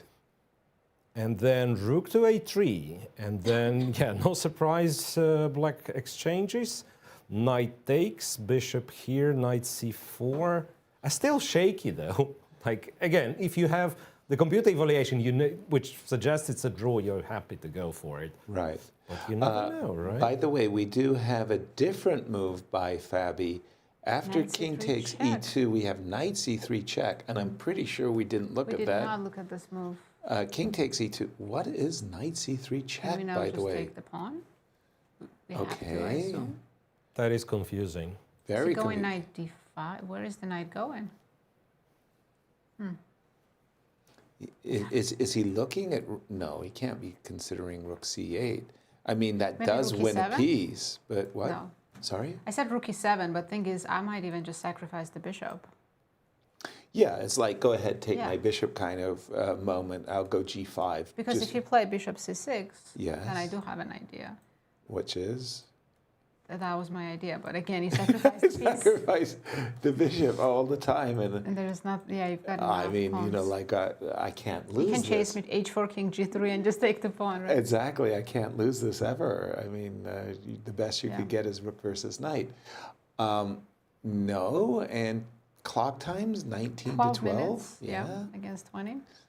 Okay, Miro, have you understood the thought process behind knight c3? Not really, to be honest, not really. And again, me equipped with the engine, I know that you probably cannot go wrong because king e3 is good enough, king f2 is good enough, but why don't we take the pawn simply? Exactly. Then it goes rook takes g7 and black starts pushing, so both e4 or f5, let's say f5, h4, e4. Can we turn it into some sort of a race? That's what I'm thinking. Rook to e7, yeah. But even here, if black wants to be like super modest and is ready to defend rook and knight versus rook, then king g4 is good enough. Exactly. Like you take, I take, and like you could technically keep this pawn alive for a couple of moves, but yeah, it's clear that it's gonna fall. So knight c3, maybe trying to confuse his opponents a little, but perhaps no realistic chance for Fabi after knight c3. Or we are missing something big, which is, again, the engine tells us it's a draw, but maybe there is like a hidden trap of some sort. That, Just like the king b3 trap? yeah, the king b3 type of thing that, yeah, black has to react precisely. Right. But I don't really see it. But again, after king takes f3, if I'm in Fabi's shoes, I'm losing all of these pawns. I'm not playing a8 equals queen. I start getting a little bit nervous that can always I'm force taking the too many liberties. Rook and knight against rook, so I don't think Fabi is nervous about losing the game. Well, I kind of start to think that, wait a minute, like I should pull the plug before things get bad. Okay, if I put on, I have to win I have to win the game. Could I play e4? I mean, with black, you're playing for a win. Yeah. Are you giving me a check on g3, or are you going rook e7? Rook e7? Rook e7, yes. And then I go, whoop. King b5 and knight a4. So you can't afford to abandon the b5 square completely. Okay, so finally I really start to understand what knight We have c3 two was moves about. very quickly played, king f3 and rook g7. Okay, let me just put that on the board.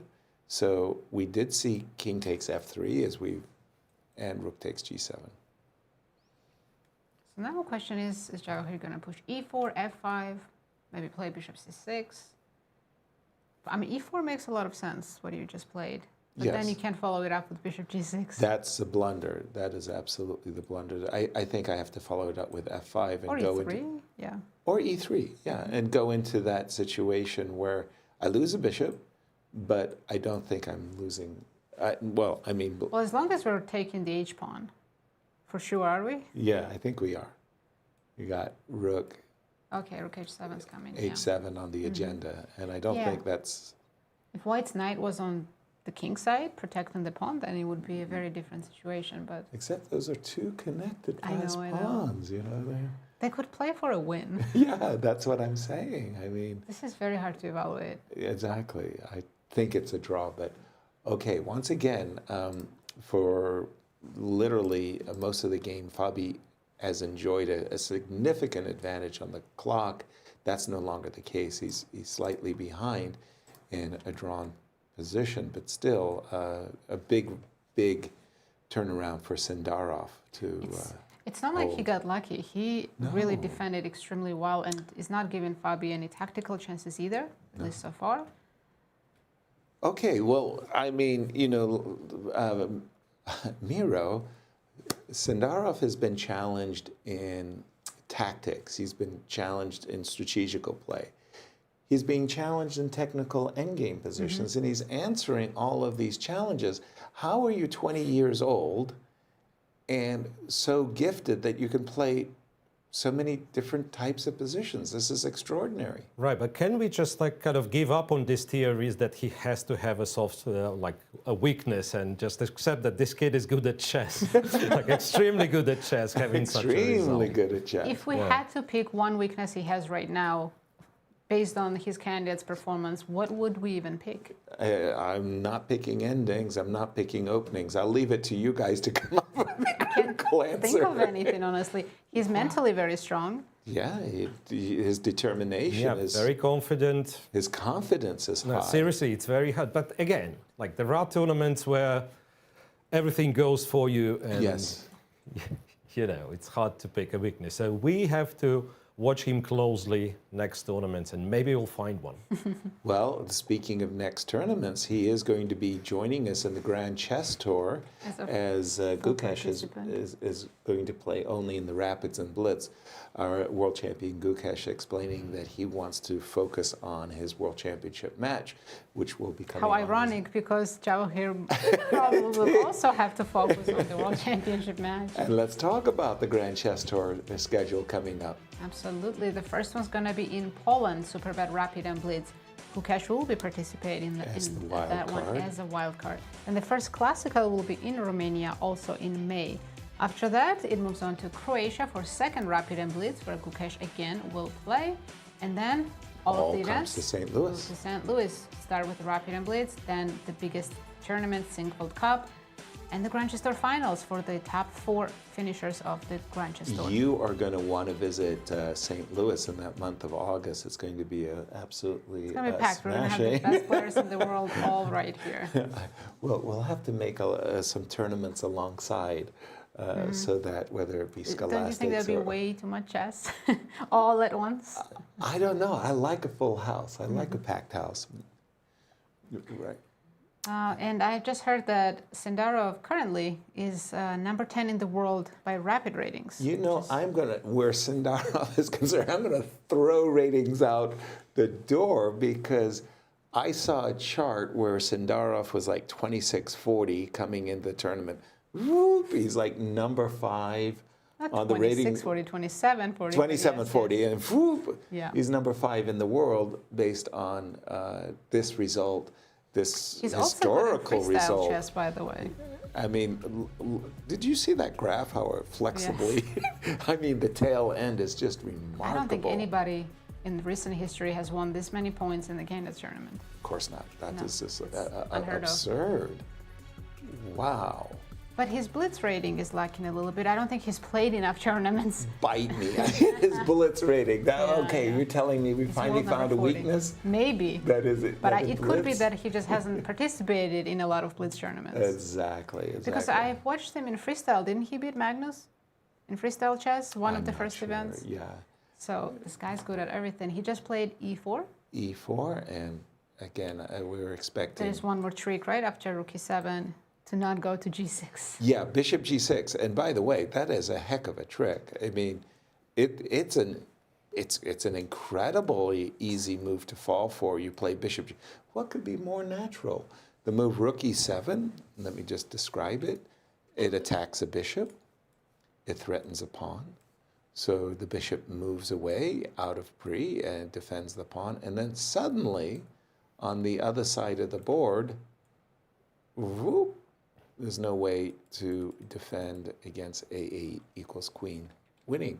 So you don't play, you don't play after, you play f5 or e3, I think. Either one, right? Mm-hmm. Does either one work? I think so, f5 or e3. Yeah, you play f5. You happily sacrifice the bishop and you gobble up this. Maybe not happily, but you're content. Because you're not winning.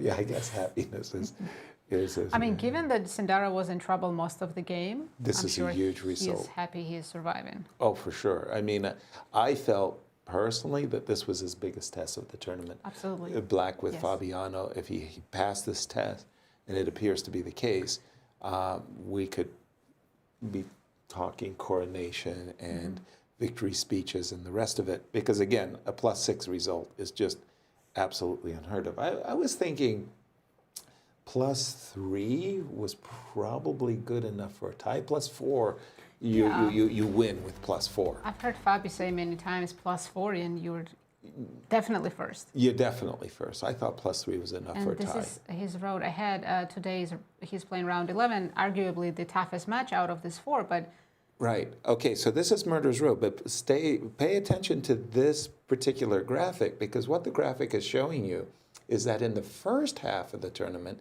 he's facing these 4 formidable opponents, and he scores 3.5 out of 4 points, defeating everybody but Anish, yeah. Exactly, defeating the 2 top seeds, Fabi and Hikaru, in back-to-back fashion, before scoring a mere 3.5 out of the 4 he's facing. And today he's facing Fabi, and he's likely to draw tomorrow once again a big match against Hikaru. Hikaru will have the black pieces, and then the all-important round 13, which might not be all important. Might not be important by then, yes. Exactly. Let's get back to the game itself as I update Fabi's my thinking board. after e4, he's down to his last 10 minutes. E5, clock. E4. I guess rook g3 is also interesting, but Yeah, rook it doesn't g3 promise makes anything. sense, You play right? king f4, Why not? King f4, knight e2. king e5. I think somebody was showing me this brilliant idea of getting rid of this. There's always bishop c6, that's the problem now. Earlier it was bishop h5, bishop f3 save in black. Here it's simply bishop c6. Wow. h4? No, okay, my king is too close. Yeah. I mean, who's H4, playing for a win here? H4, your king is in the square? Yeah, I can play f5 and king f6, right? Gotcha. Yeah, f5 and wait a minute. Do you mind if I just king f6? Yeah. Right. King e4. How do you king g5? King g5. And there's no trickies. I got knight f4, right? It's a weird one. No, you don't, because I promote with a check the e-pawn. I'll take and then h6 e3. Right. Oh no. And if I we're finding ways to lose with white. And if I take the tempo along, the corner. And again, I can't play knight f4. No. Okay. Sorry. I'm making I'm botching it, as we would say. No, it looks like white should have something, but just never works out. Exactly. Black is always on time.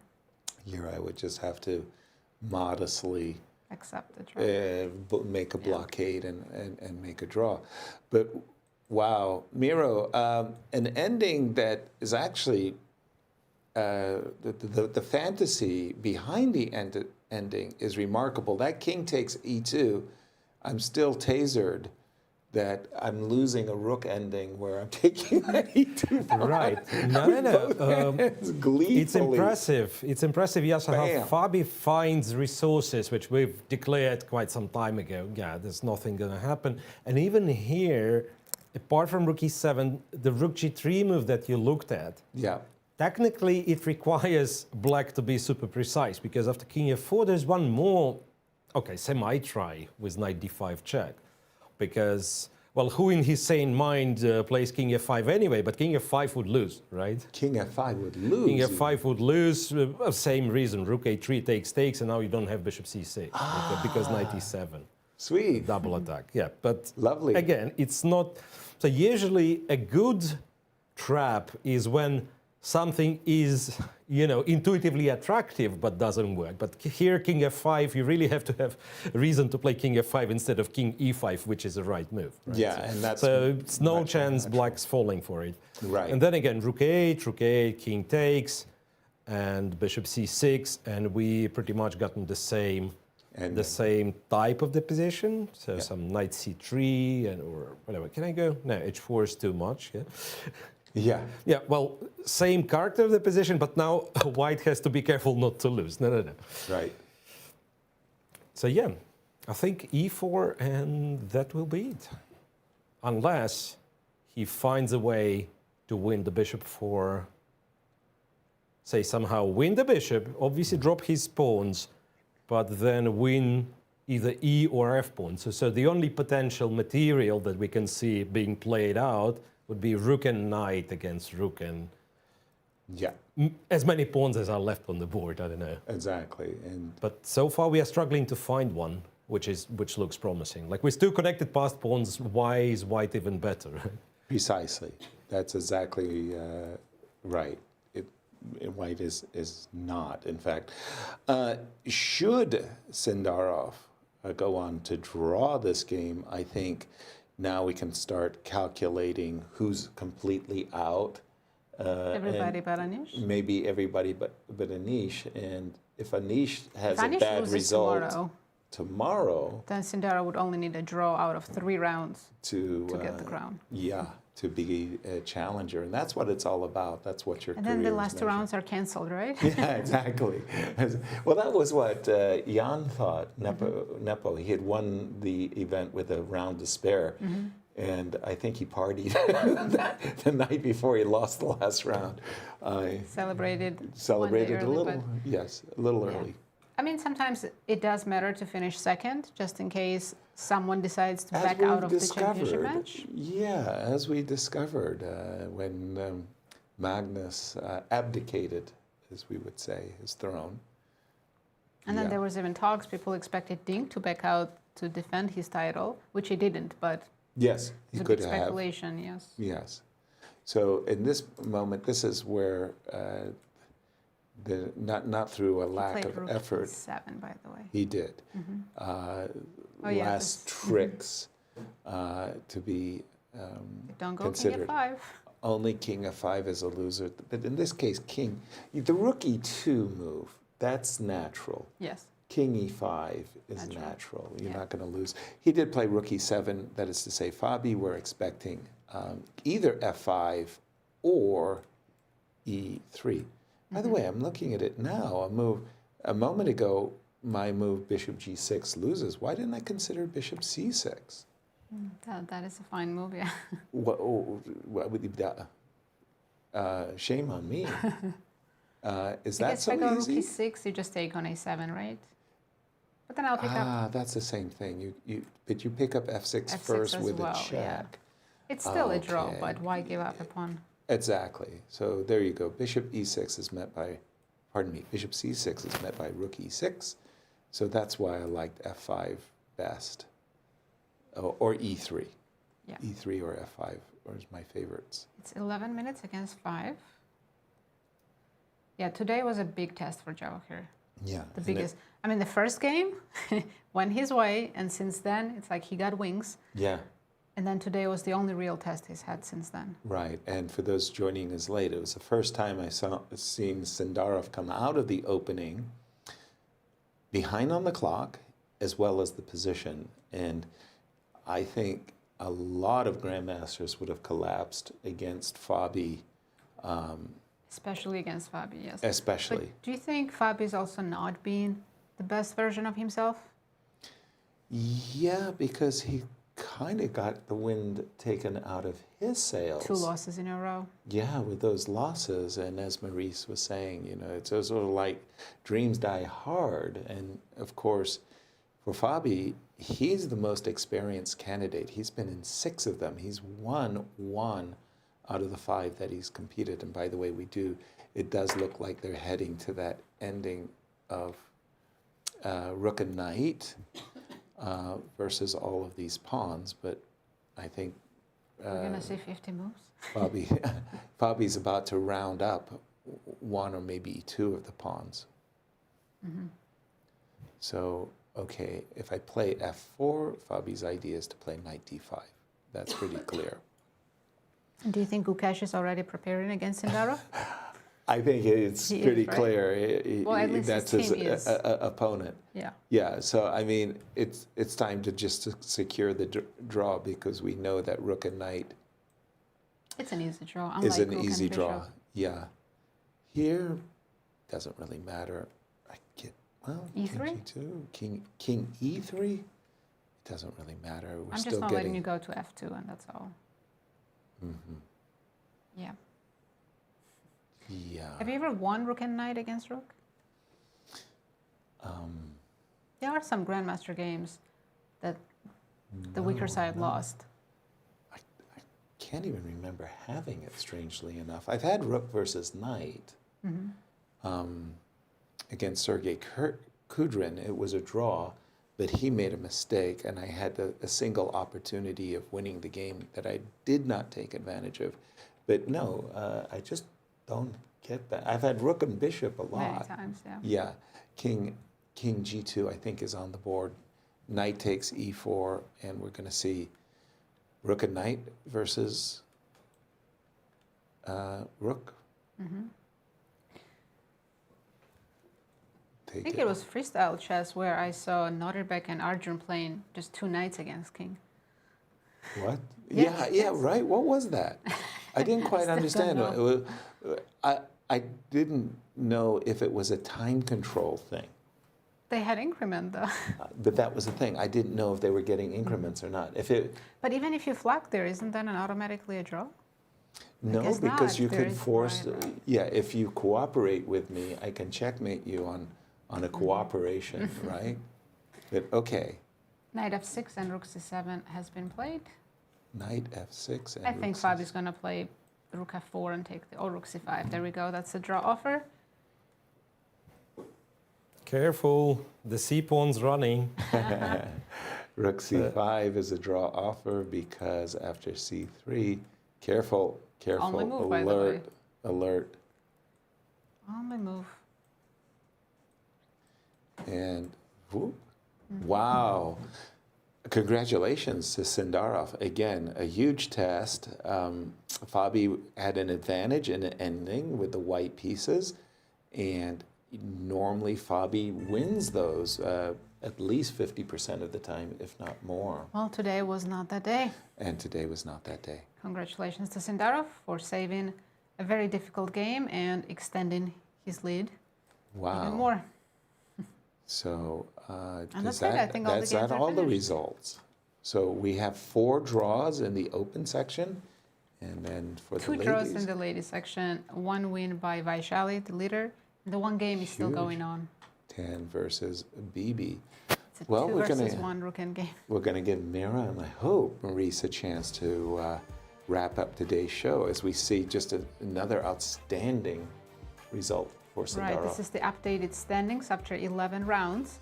Javokhir Sindarov leads with 8.5 points. Anish Giri 2 points behind him. And Fabi, Fabiano 3 3 points behind Javokhir. with 3 rounds to spare. Hikaru and everybody below Hikaru are out. Mathematically out. Yeah, they've been eliminated. Should Sindarov make a draw tomorrow, Fabi will be eliminated, and it will be Anish only. Miro, some thoughts about today's round? Well, I think, what did we have? Okay, see, Hikaru giving up relatively quickly, like giving up on playing, just, okay, he explained himself, yeah, if I would be fighting for the first place, maybe I would have taken risk, but it doesn't make sense, yeah, fair that. Anish, shall we say missing another chance? For sure. For sure. So, well, better chance that he had against Hikaru. Against Hikaru was just a slight Fleeting. advantage, maybe. Yeah. Here it was a realistic chance. And then, yeah, let's see what pairings do we have for tomorrow. We have Andrey Esipenko playing Pragnananda, Blue Bomb against Fabiano Caruana, and the leader Sindarov is facing Hikaru Nakamura, and Anish is playing Wei Yi with the black pieces. So it's the bottom 2 boards that have everybody's attention. And with Sindarov with the white pieces, Hikaru's kind of indicated a draw is not adverse to a draw. Yeah. Yeah, it's really up to Sindarov. Does he want to press tomorrow and finish the tournament tomorrow? Yeah, and we're hoping that Anastasiya is going to get a chance to speak with Sindarov. Yeah. So we'll just hang around waiting for that opportunity. I mean, he has said very well, he's turned off his phone. He doesn't want to speak to anybody. He's not thinking about his tournament results. He's not calculating this, that, or the other thing. But it's getting so close that... When is he going to turn the phone back on? Exactly. It's probably going to explode when he turns on. Let's go to Maurice in Cyprus. Thanks, Yaz. Well, certainly a disappointing result for Fabi fans. His position was a little bit promising. He seemed to have a bit of an edge, but just not enough to make it all land at home. And of course, for Sindarov, what a result. I mean, just incredible that now he's faced one of his toughest tests. And you expect something like this. There's going to be the game that you're lucky, which he had in round 1. He called his luckiest game against Esipenko, but he managed to win that game. And then after that, he seemed to just cruise all the way and even miss opportunities to make it even more complete, his victory. But then he did also land punches that were necessary. His game against Pragnananda was just like a death blow to the tournament. And now he knew he had 2 blacks he had to face against 2 real gangsters, Anish Giri and Fabiano Caruana today. And I would not call him lucky today. I just called him resolute. I call him determined, tenacious, and he hang on just with incredible defensive technique and showed, yeah, I could be in a little bit of trouble, but my opponents have to play perfectly in order to make it happen, in order to defeat me. And that's the kind of tournament he has had. So with 3 rounds left, I really don't see anybody catching him. It's just a tough situation for all concerned. And the journalists are going to be sad. Well, we did have somebody who was looked pretty morose in Fabiano Caruana. I got a chance to interview him after the game. Take a listen. We're here with Fabiano Caruana after a draw against Javokhir Sindarov. Fabi, what attitude did you come into the game with today? Mostly trying to just make a draw, which I guess I succeeded. I played the safest line. I didn't want to get a big fight. I mean, if I was close to him, sure, I would go for it. But even if I won the game, I'm not really close to him. So I didn't really want to think too much about the opening. I played the safest possible line. I made like a kind of conscious decision before the game not to completely kill the game, but to at least keep it going, to at least make some moves before it turns into nothing. Because of course, yeah, there's lines where I can just end the game without any fight. So okay, this bishop e3 line at least keeps the fight going. I mean, the position is equal, but yeah, there's still some play left in the position, and you know, these positions do tend to at some point turn at least mildly interesting, which is what happened. And then I was pressing, and I was at least happy for that. I mean, I was looking at my game, I was looking at Anish's game. I thought maybe we both win and the tournament gets exciting. Okay, you have to do something to entertain yourself when you're in my position. At some point in the game, it did seem like you had pressure. You played rook e7. At this moment, you could have played h4. Actually, that would have been quite interesting, allowing a rook b2, and it's a king e1, king d1, rook c2, king d1 trick. Did you feel the need to play g4 to stop at 5, or what was the reason for that? Yeah, I thought that I would have better chances in this position where I take the pawn on h5. Yeah, I mean, I could have played without g4, but I just assessed it as very promising for me. It's hard to like look really far in the future. I mean, it's kind of a long-term position, which eventually gets concrete, but for the moment, it's not very concrete. But I thought he can't ever, at least for the near future, he can't capture on h5 without losing g7.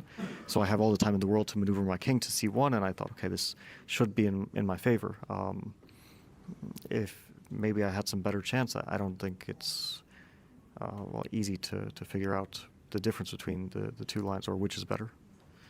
So now you got 3 more rounds to play, including a rest day, and obviously now you're almost mathematically out. What's your feeling about playing these next 3 games? Well, yeah, it's.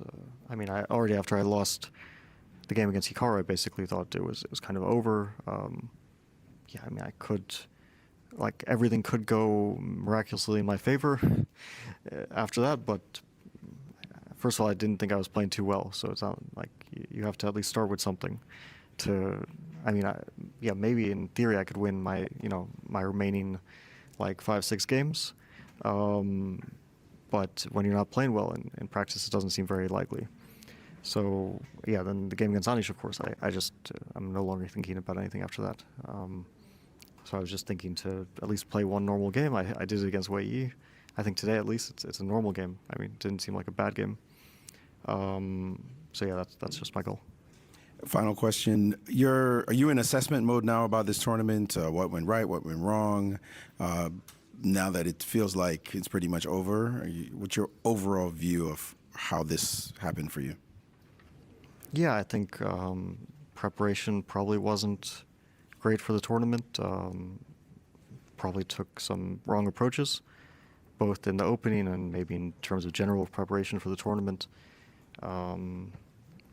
Wasn't in great form. I mean, I got some luck at the start,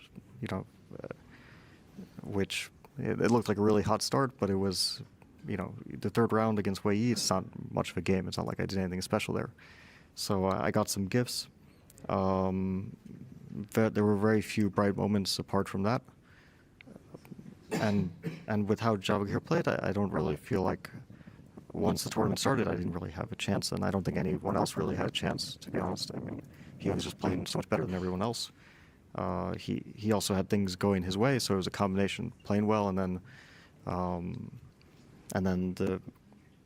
kind of everything fell in place for him as well. This game against Hikaru, game against me, these were like important victories that also gave him a lot of momentum. But I mean, looking back on it, I never really feel like I had much of a chance in the tournament. Like only Anish is kind of fighting for it a bit, but not really. So yeah. All right, well, good luck the rest of the way. Thank you. Critical, Fabiano. Well, as you heard him say there, he really came into the game trying to make a draw, to play safely, to kill the game. His entire feeling after losing to Hikaru, which is as early as round 8, was that the tournament was basically over. He was disappointed in his play.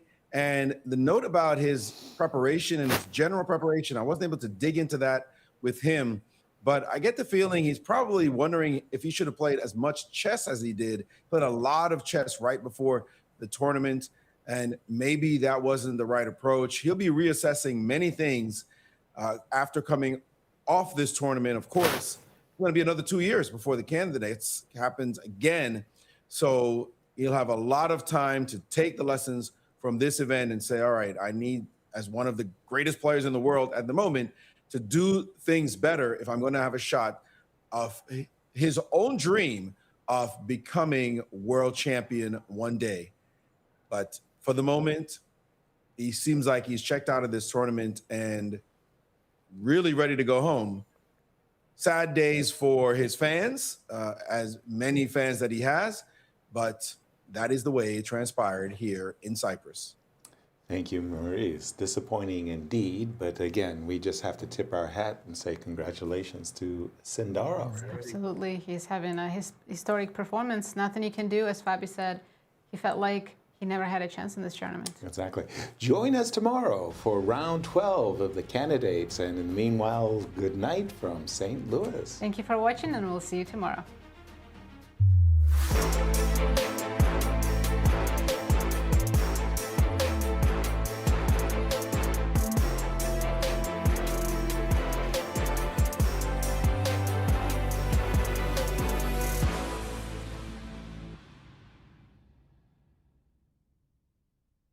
This has been a presentation of the St. Louis Chess Club. Any reproduction or distribution of this content without the express written consent of the St. Louis Chess Club is prohibited.